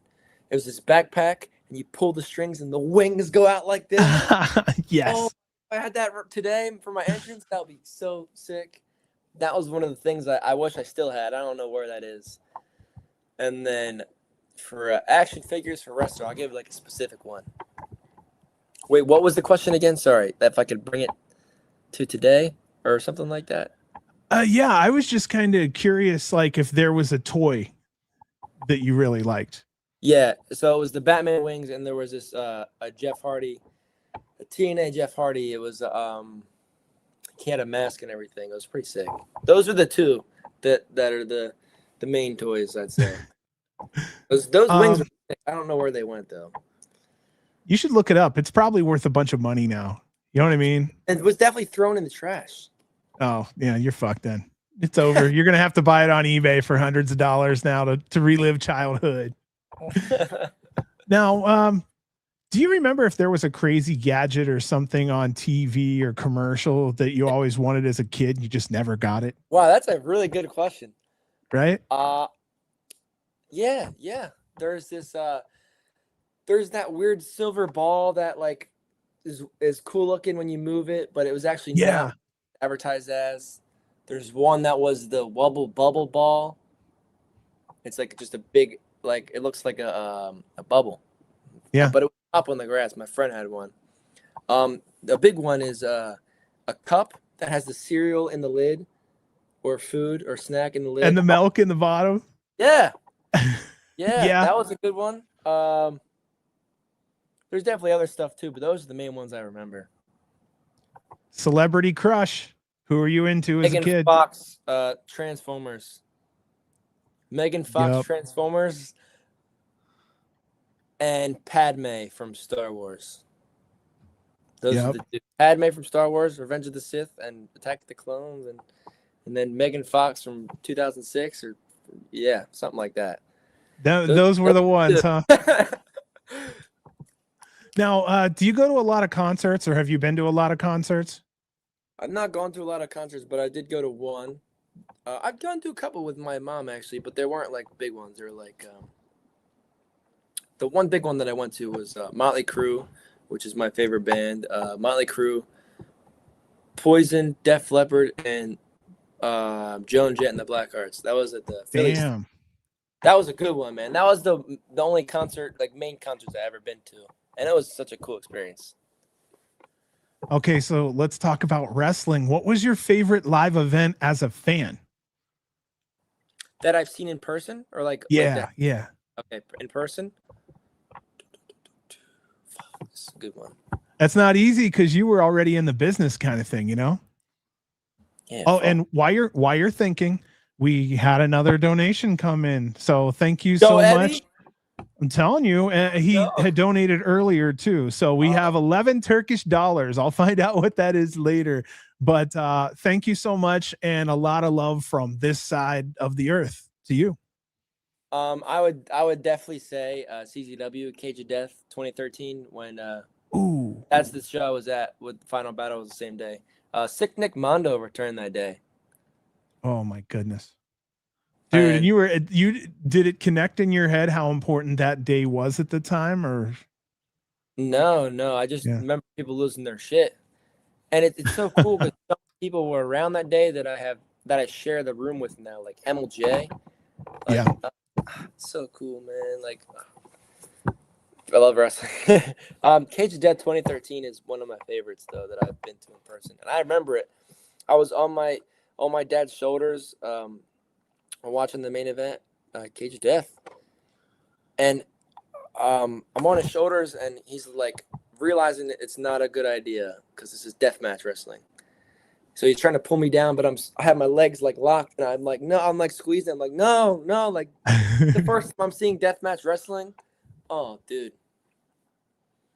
Fuck, that was so sick. The first time I saw Tremont, oh, man. And now I get to share the locker room with these guys. Come on, man. Right? It's lit. That Wrestling would be special. one of my favorites.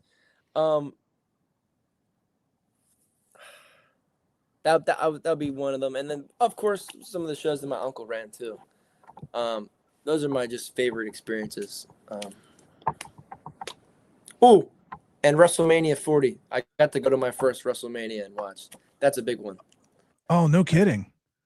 That was that day I went with my brothers, and it was all a bucket list thing for all of us. That day, watching the main event, like Cody Rhodes and Roman, that was when I first started training. I realized, like, yeah, like this is it. This is 100%. Like, I have to do this. Like, that was another eye opener, even though I already knew what I was doing. That was like, yeah, let's run it. So would you rather have a personal trainer or a personal chef? Chef, because that's the biggest thing I struggle with is eating. My personal trainer is already like busting the brain, so I got that. And they got the same body type, so it helps. But chef is the biggest thing because my biggest thing is eating, and I know how to work out because of them. Now I just need the fuel to do that. You know what I'm saying? And I don't know how to cook well, so chef 100%. Nice. Favorite movie genre? Are you a horror guy, a comedy guy? Comedy guy, 100%. I like a lot of dumb movies. Okay, name them off, man. Give me some movies. Let's hear it. I made a movie list here. Well, off the top of my head, that's whatever. Step Brothers. I remember in high school, I was like, man, what are all the funny movies that I liked?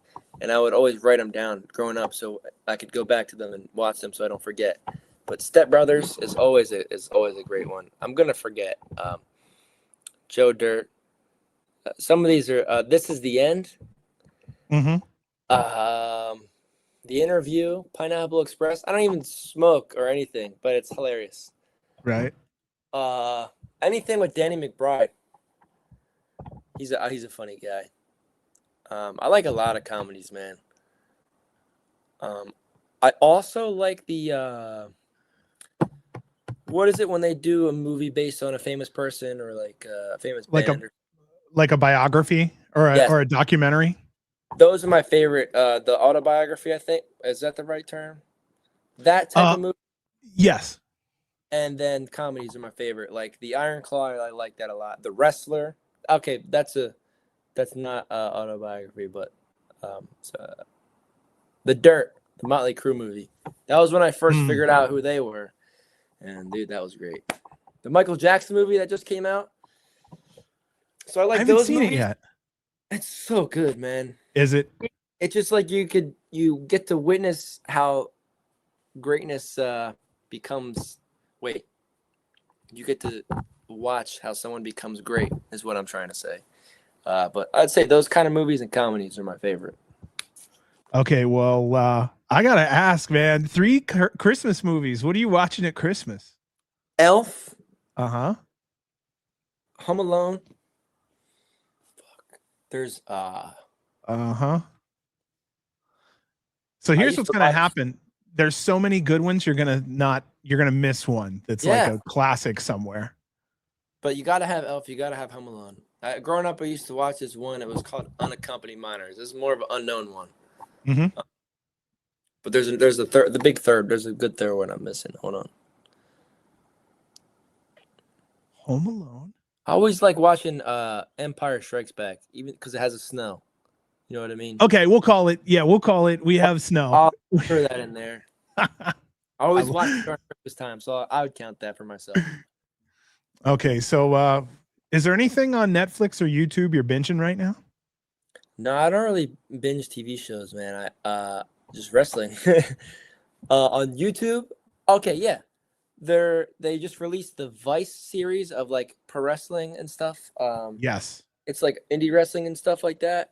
Mhm. I'm just, like watching all those, so I would say that. That's really good. I'm liking it a lot. Now this one's for generally the more seasoned wrestler, but I gotta ask you, what's the Right. worst shoot job you've ever had? So I've landscaped for 2 different places, and I do my job now. Wait a minute. No, I've helped my friend out with like construction. The landscaping was pretty bad. I liked it a lot because I was outside. Mhm. And I got to learn about how to do all this stuff. But when it was raining and stuff, and my whole body's wet, and I can't do anything about it, and we're constantly moving, so I'd say it's the worst. But when it's sunny out, it's awesome. You know, for me it is, because it's like it's an art. You know, I get to like I did landscaping on a golf course, so I got to like rake the bunkers, even though that sucks. But there's an art to it, you know. Mhm. I always enjoyed that. But when it rains and you're all clothes are soaking wet, that shit is the worst.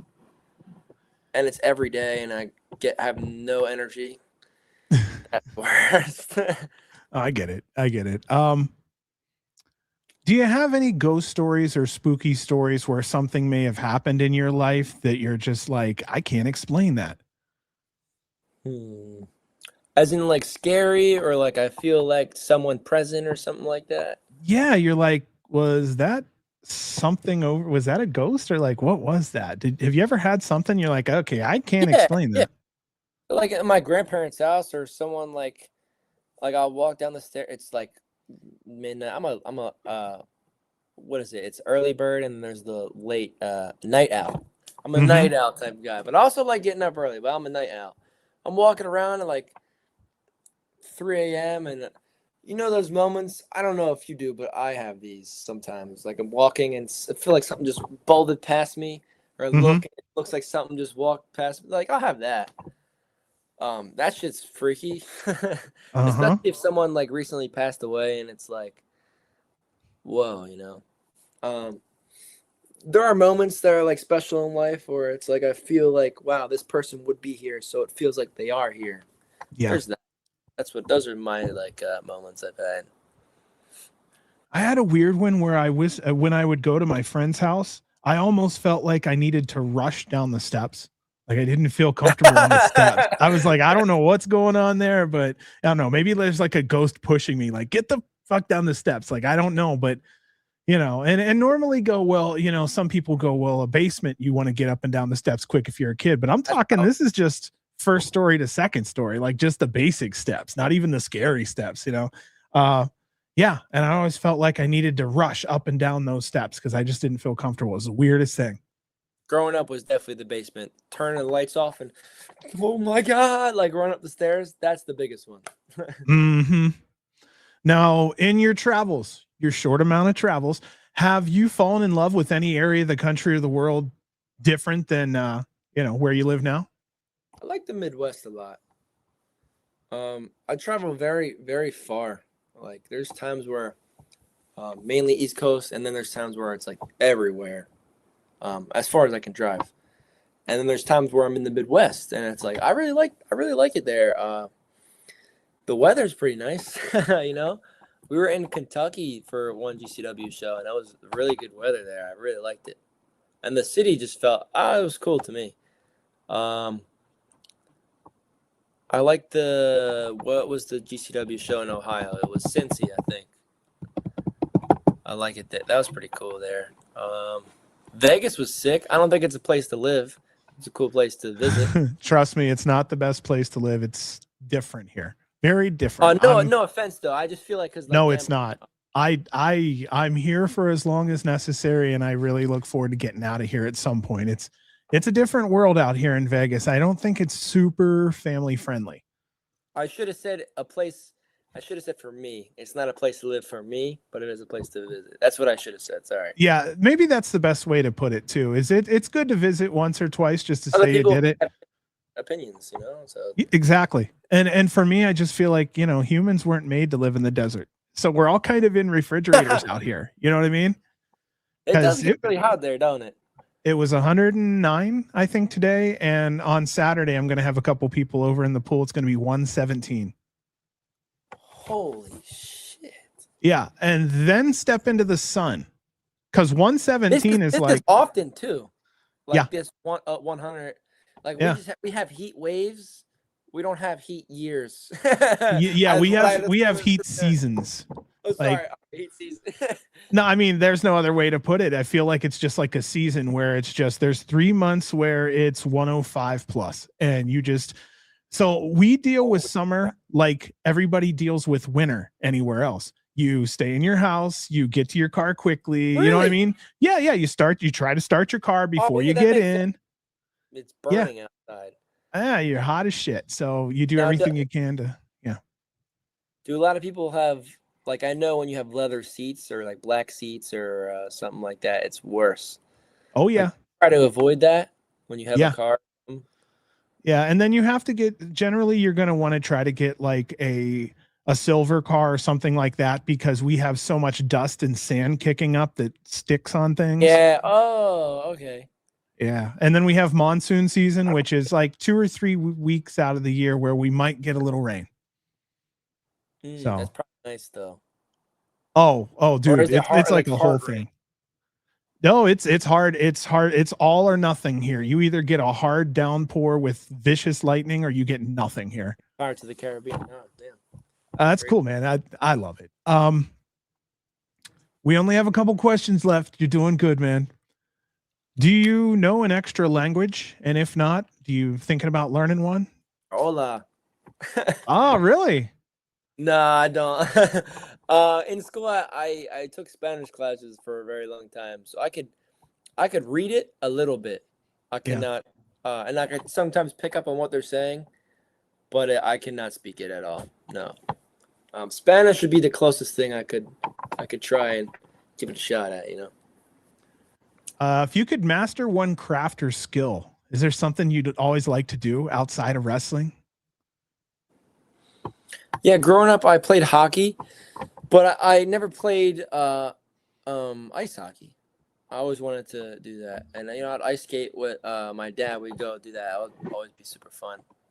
It just COVID happened, and that's when I was playing hockey, so I never got to go to ice hockey or something. And then I started high school, and then I was, what do you do? And then it's like, oh, wrestling. So then hockey faded away. Yeah. But I would like to play ice hockey. I would like to learn the guitar. I have tried and played around. Those are the two main things I like to give it a shot at. There are some adult leagues out there for hockey that you'll be able to get in for a while. I've ice skated before and I played hockey before, but I've never done it at the same time, and I would love to try it. So I'm going to ask this last question for fun. There's 2 questions because we have to go back for a question we passed on. Let's go back to that right now. Is there someone living or dead in wrestling you'd like to talk to? Damn it. Hey, if you don't have one, it's okay. No, You've answered almost 50 questions. No shit. Is there, I'm just thinking, do you want to sit down with Jeff Hardy and be like, hey, man? I would say my favorite wrestlers, but I feel like there is a grander option. Not to say my favorite wrestlers aren't, but yeah, I would love to sit down and talk to Jeff Hardy and RVD and Rey Mysterio. And actually, you know what? Okay. So I'd probably Eddie Guerrero. I would love to sit down and talk about the business with him, and I always knew that he was always good at calling stuff, just doing stuff by feeling. You know what I mean?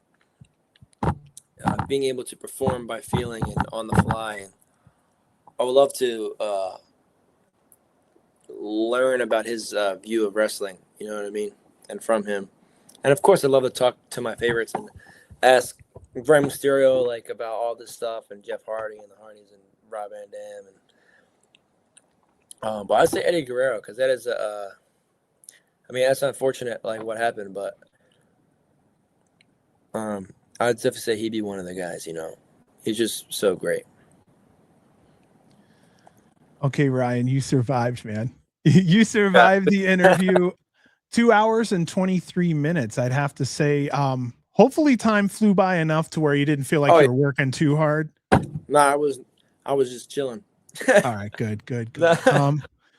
Do you want to shout at any of your wrestling friends at all out there? Yeah. Sturdy Sal. He's a grinder, dude. Junie. There's these guys, Misery Inc. They're cool. They're cool guys, man. Troy Locke and B. Daniel.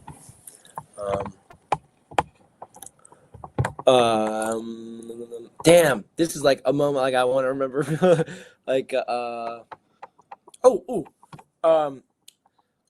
So I've been starting to go to Wrestling Open more, and a great place. There's this guy Nick Petit. He's very you get to learn a lot from different people, and his microphone abilities and his talking abilities is he can sing, he can dance, like a very talented guy in that aspect. And I just feel like he's got a good talking ability, you know. So I'm learning from him a lot, riding with him to that show. I'd like to shout him out, Sturdy Sound, all those guys. Yaki, dude. Don Freeze, Christian Robinson. Here, they're all popping in my head now. Christian Robinson, Jeffrey John. Oh, man. All the boys, dude. Just I'm very grateful I'm able to share the ring and moments with all these guys, you know. Very cool people. Let's do this here. Casa, thank you so much for another day. We got donations. Again, if you guys want to, you can throw it to the QR code up there, because 100% of the money will get to me. But I just want to say here, Casa said that he just, sounds like he had an interview with Babushka last week. He put over you and Junie quite a bit. So yeah, that's good. I just mentioned him. Yeah, it kind of works out, right? Yeah. But Casa, thank you so much. Like I said, times are really rough on a lot of people, and it's very appreciated to give anything whatsoever. So thank you so much.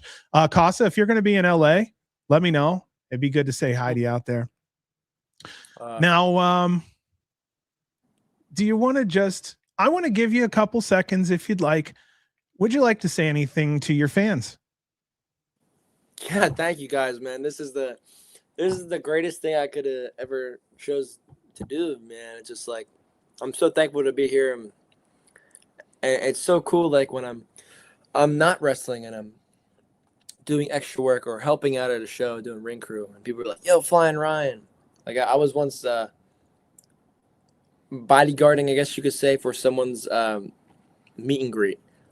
Dude, like 4 or 5 people in the line got pictures with me, just in like all black, standing there. Like, bro, that's the coolest thing ever. I got recognized in Walmart one time. That's insane. I got recognized at the movie theater with my grandmom. That was crazy. Like, that's insane. Like, I'm just very thankful to be here, man, and I'm ready to keep going.